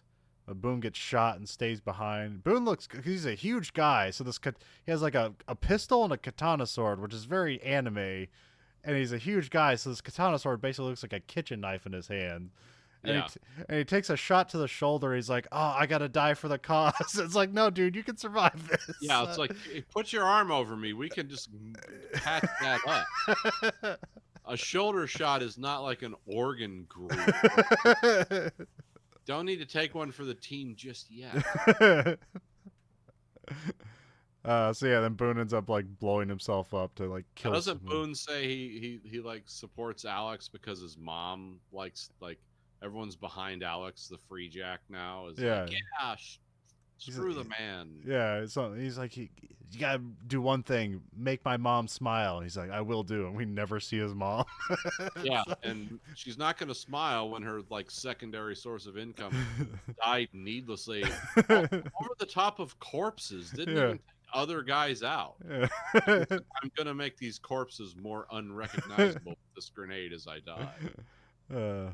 Odd death scene. Well, it was like to a point where it's like, oh, was that just a grenade, or did he use something else and he survived? But as far as we know, it's a grenade because they have another one blow up later on. So yeah. Alex gets chased by a bonejacker through an industrial building. Alex tries to get the drop of him, but like the guy's armor protects him. That's where he just hits him with a pipe and nothing happens. Yeah. Then he's able to like electrocute the guy through some convoluted circumstances where he's like, there's a bunch of hanging wires and he pulls the trigger on the gun and it's like attached to him somehow. But somehow he doesn't get shocked, but the other guy does. So whatever. Yeah, it's like I'm not the ground. Like, okay, cool. Now Alex is being stalked by Victor. Alex tries to lay an ambush on him, but then Mark's transient thugs show up. And then Victor and Alex kind of team up to take them out. And then Victor and Alex meet face to face, but Victor wonders why he didn't kill him. And then he's like, well, because the other guys were in the way. And then Alex asks Victor who's behind all this mess. And then Victor points a finger at Ian McCandless. That's, the Anthony Hopkins character we've only seen twice for like maybe a total of 2 minutes. Someone said on another podcast, if you're teaching at an acting school or a college and you want to like define phoning it in, you just watch Anthony Hopkins' performance in this movie. this kid's is phoning it in. I mean, his character is literally phoning it in. It was a brilliant. I forget what podcast I heard that on. It's not my idea. I'm not a joke thief. But yeah. So Alex is now surrounded by all the bone jackers, and Victor because he like saved his life, because Alex saved his life, gives him like 5 minutes to run before he'll catch him again. And here we get like this like almost overacting or overwritten scene where like Mick Jagger's literally just going 1 Mississippi, 2 Mississippi. It's like we just want to hear Mick Jagger talk. Say Mississippi in a British accent. I wonder if the British have their own term for that, where to make it sure that you're counting out the whole second, you got to use the phrase Mississippi. You can just say 1,000. Oh yeah, that's 1,000, 2, 1,000, 3, 1,000. But it's cool when a guy's like, 1 Mississippi. I can't do British accents. Yeah, it's funny. Especially those working class accents Jagger has. The real. I'm from the north. Alex comes across Julie's blown up car, so he's like kind of like I'm not sure if he's sad because like she was in there. He just seems kind of confused. It's like, why is nobody here? And then an APC comes up. Alex shoots it, but it ends up being Julie driving the APC. So they hop in and run off. They call Mark. Alex puts a gun to Julie's head to negotiate, which just seems like out of place because he's got his finger on the trigger. So there's no discussion like we're gonna do this ruse. He just does this, and you don't know if it's like they're working together here or not, or he's in it for himself. But well, earlier she's almost like communicating like I think our relationship's weird. I might want to break up with you. Yeah. So it was kind of left at that at some point. Well, I guess also he got betrayed by Brad, so he might be thinking this is another betrayal. But like here, it's like no, it's just a ruse. So, but he doesn't state it out loud as Julie nor apologizes for it. So it's just kind of there to be weird. Yeah. Remember when I put a gun to your head? It's like, oh, sweetie. Wasn't that sexy? Think about it. You could have died. Does that get you going? So I have that being the end of Act 2. We got Act 3. Julie and Alex go to McCandless' office, which is the giant skyscraper in New York now. It looks like the Avengers building. They are allowed in, so like all the guards like kind of stand by. They go to Mark's office. Mark shows them a video of the crash, so again they bring the video back. And then here we got like an extra. We cut to another side where you see like Julie screaming at his death, and like people holding her back, and so this makes everybody sad. Then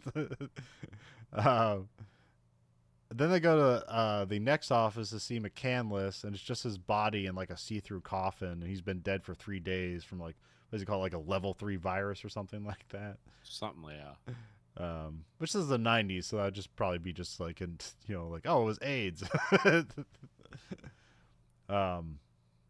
We can say AIDS for a really long time, like they do on Red Letter Media. Say AIDS for 10 seconds or something. Hey, it was funny. Oh, I don't think I remember that one. Ian's mind is in the McCandless' mind is in the oh crap, what is it? The spiritual switchboard. Yeah. But it loses coherence after 36 hours or something. Yeah. So like he's on clock running. Yeah. Yeah. Which there's something similar in the books. That's like, and it is called the spiritual switchboard in the books. That's one thing that made the transfer over. Okay. Um, so Mark is making a play to let Ian die or McCandless die and take over the company, which I guess makes sense, especially in this universe. And then Julie and Alex leave because he's like basically like, yeah, go home, yeah, like I win. It's like it's got 3 hours before his mind's gonna disappear, so we're good. But then when they're going down the elevator, Mark gives the order to kill them when they come out of the elevator. So the guards are about to fire on Alex and Julie, and then Victor shows up to kill his group and kill them. So apparently they do have, they do have weapons that can kill people. So Yeah. I guess presumably, huh? We're using hot ammo now. Yeah, because I think they have like M16s and stuff. So I guess they must have both on their bodies or something. And then Julie and Alex get back in the elevator and go up. They go to the 100th floor, but then like something intervenes and that takes them up to the top floor, which that's where the spiritual switchboard is, which is just like, I don't know, it's like looks like a jack on the top of the Yeah, building. it's really dumb. It's like a jack from a game of pickup. Yeah. What's that game called? Yeah, just jacks, right? Jacks. Yeah, jacks. Yeah. It's got like the 4 balls on the end of like a bar. Yeah, it looks like a safety spike. It's like a caltrop, but with safeties on it. Yeah. And caltrops are, those things you throw out on the road to flatten tires to kill horses or to kill horse feet. If you're being pursued by horses in the Middle Ages, use caltrops. So yeah, they get into the spiritual switchboard. There's a giant video screen where McCandless' mind is being held. The room becomes a VR room or something. And then just McCandless shows up, and they kind of have like digital flickers to show that like, oh, he's a hologram or whatever. McCandless reveals that he's in love with Julie, and so that's why he wanted to. That was another reason. Like, one, he's dead. Two, he can get the body of our former lover, and then that will like complete things where he can actually like have a relationship with her. But then he says like he's gonna call off his pursuit and like he'll just die in peace now. And so but they kind of, he makes a play that like, yeah, you'll be me then, like you'll impersonate me, and then I'll just die. So like, but you need to go through this delete procedure, and then like, but then this ends up being a stall tactic because it doesn't delete him when he enters it in. And then Victor shows up and they put Alex on the mind transfer machine, so you see him put his hands on these balls, and then McCandless puts his hands on the other balls, and then they start having like lightning transfers back and forth. But then Mark shows up and interrupts things, and then Julie's able to grab a gun and just shoot this crystal that's on the machine, and so that stops the process. And then Alex wakes up and pretends to be McCandless, although upon a first viewing, maybe you're supposed to. I mean, this would be. Had this paid off, it would have been a good little bit here where it's like, oh, like the transfer went through. But they make him like prove that it's McCandless by giving his ID number, which he kind of slowly says the number, and every number like Mick Jagger's like affirmative, like correct. I was hoping that, again, another callback to Spaceballs. I was hoping he was going to be like 1, 2, 3, correct. But it didn't happen. It was fun. What kind of idiot puts that? That's only idiot. That's something. That's only the code an idiot would put on his luggage, and then Mel Brick shows up and is like, "Oh, that's the same. That's the same like code I put on my luggage."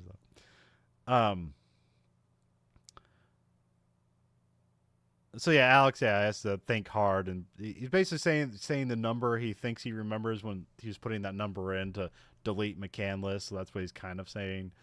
But then when Mark gets mad, he's like, "No, this can't be happening." Then Victor just shoots him dead.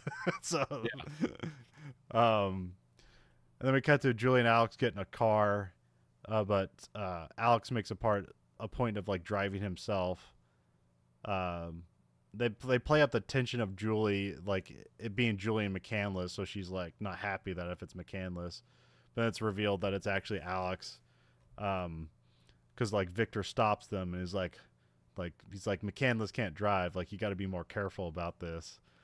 And so it's like, well, how'd you know it was me? Or like, yeah. So that's one of the reasons. It's like, and then the other thing is like, he reveals that like he lied about getting the number right. It's like, no, you weren't even close. Yeah. Which that's where it feels like that's where like the truth machine would have come in, was in that last scene, but it just never comes back. So Yeah, I was expecting like, okay. but yeah, it's just a fun little moment where it's like Victor basically killed both his boss and the boss of the new boss of the company. And now has leverage over this pretender. Yeah.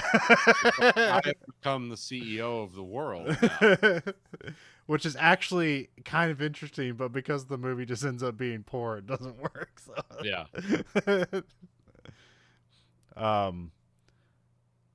But yeah, so yeah, no, but yeah, no. So now Julie's happy because like it's Alex, and now they basically have control over a giant corporation. So that's the end of the movie, and because it's the '90s, there's not really an expectation to be a sequel. So it's just kind of the movie's done. So Yeah. So yeah, that's the end of Freejack, which is, there are elements that would be promising sci-fi elements. It just does not work because so much of the movie is just so what do you call that? Average. Like, well, here's the problem with this movie is it's like it has those high concept ideas. Yeah. But then it's like, let's throw this all in a blender and make it nice and smooth and easy to digest. And then it just comes out, it's completely unsatisfying. Yeah. It's like we're going to just round off all the edges on these ideas and just make it a dumb action movie. Yeah.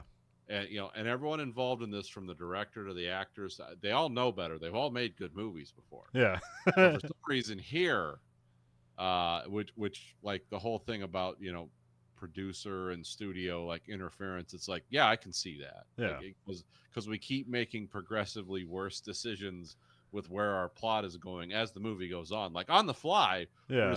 we're getting dumber and dumber and dumber until finally it's like, yeah, this is ridiculous. It doesn't hold up. I mean, it's like the studio wants to make they want to make a Paul Verhoeven movie, but right. they want to get out of the complex social commentary that comes out of it. Yeah. They don't want to do any heavy lifting. They Yeah. just want to just make this appear cool. Yeah. With message. Because they saw it ends up being, it's like, well, mediocrity is like cool. Because when they saw Total Recall, it's like, isn't that cool action stuff? And then they don't get like, what does it mean to be, human, and like what the imperfect memories and how that shapes things, and the expansion of humanity and what that will do, and like how that'll hurt people and change things. Yeah, is this reality or not? And then they're like, no, let's just have some sci-fi stuff and action scenes.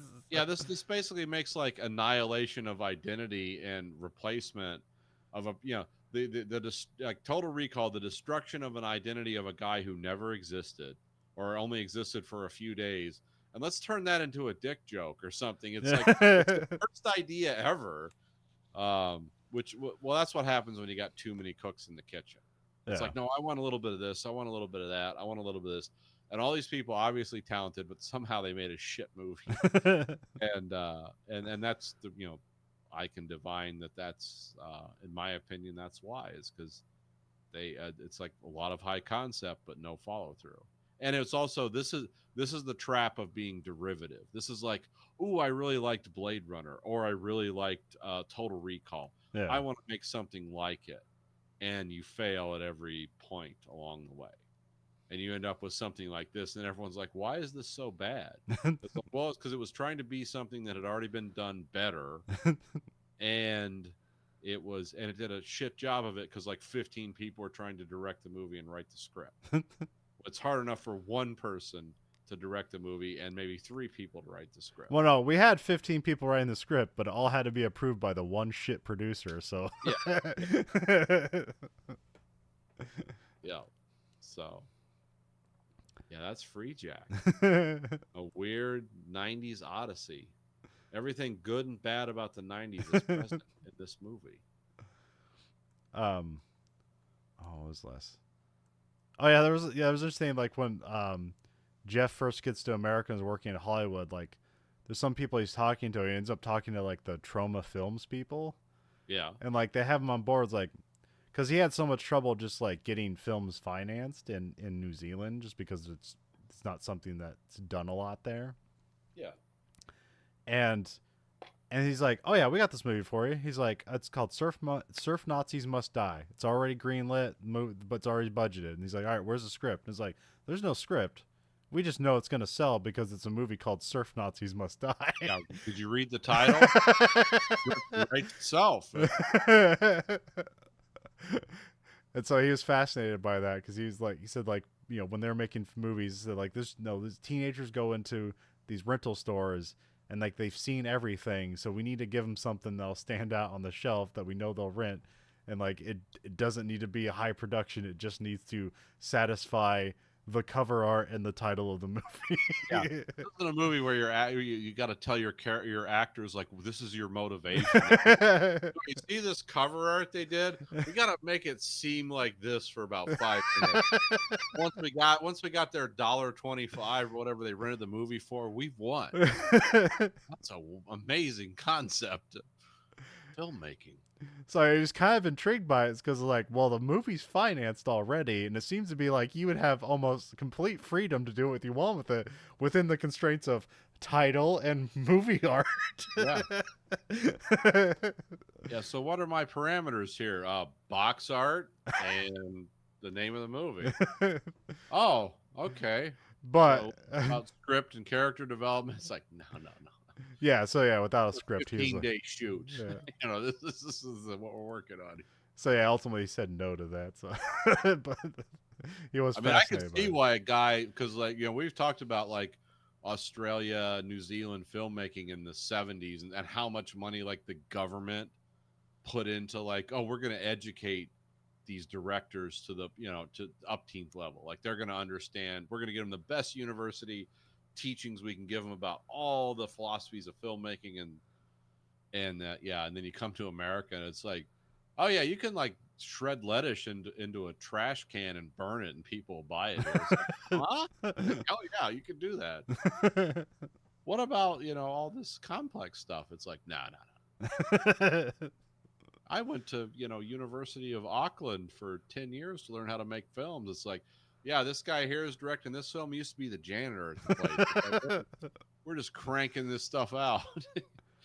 Oh, there was some neat stuff when they were like the physical problems he had to solve in New Zealand in like the 60s making movies, where it's like there was like a TV station that they're like editing film. And he's like, I need a film bay to edit my movie. And it's like, well, we're not going to sell you time on this. Plus, you don't have money to buy it. So, but he just like looked how they were editing the film, and it was just like a rod with different sprockets on it to like roll the different like the film and the audio soundtrack and all that stuff on different like sprockets.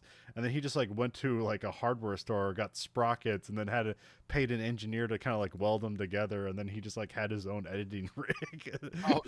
So his filmmaking problems were like, I'm gonna Imagineer an editing bay out of physical media, which is almost unimaginable nowadays.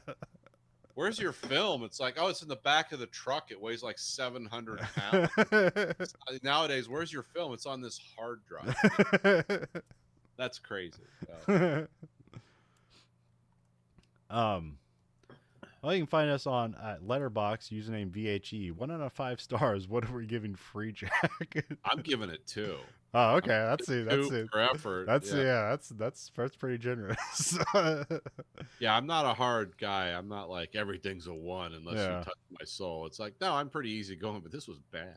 I can identify why it's bad because I'm not an expert. It's like, okay, yeah, you got some problems here, guys.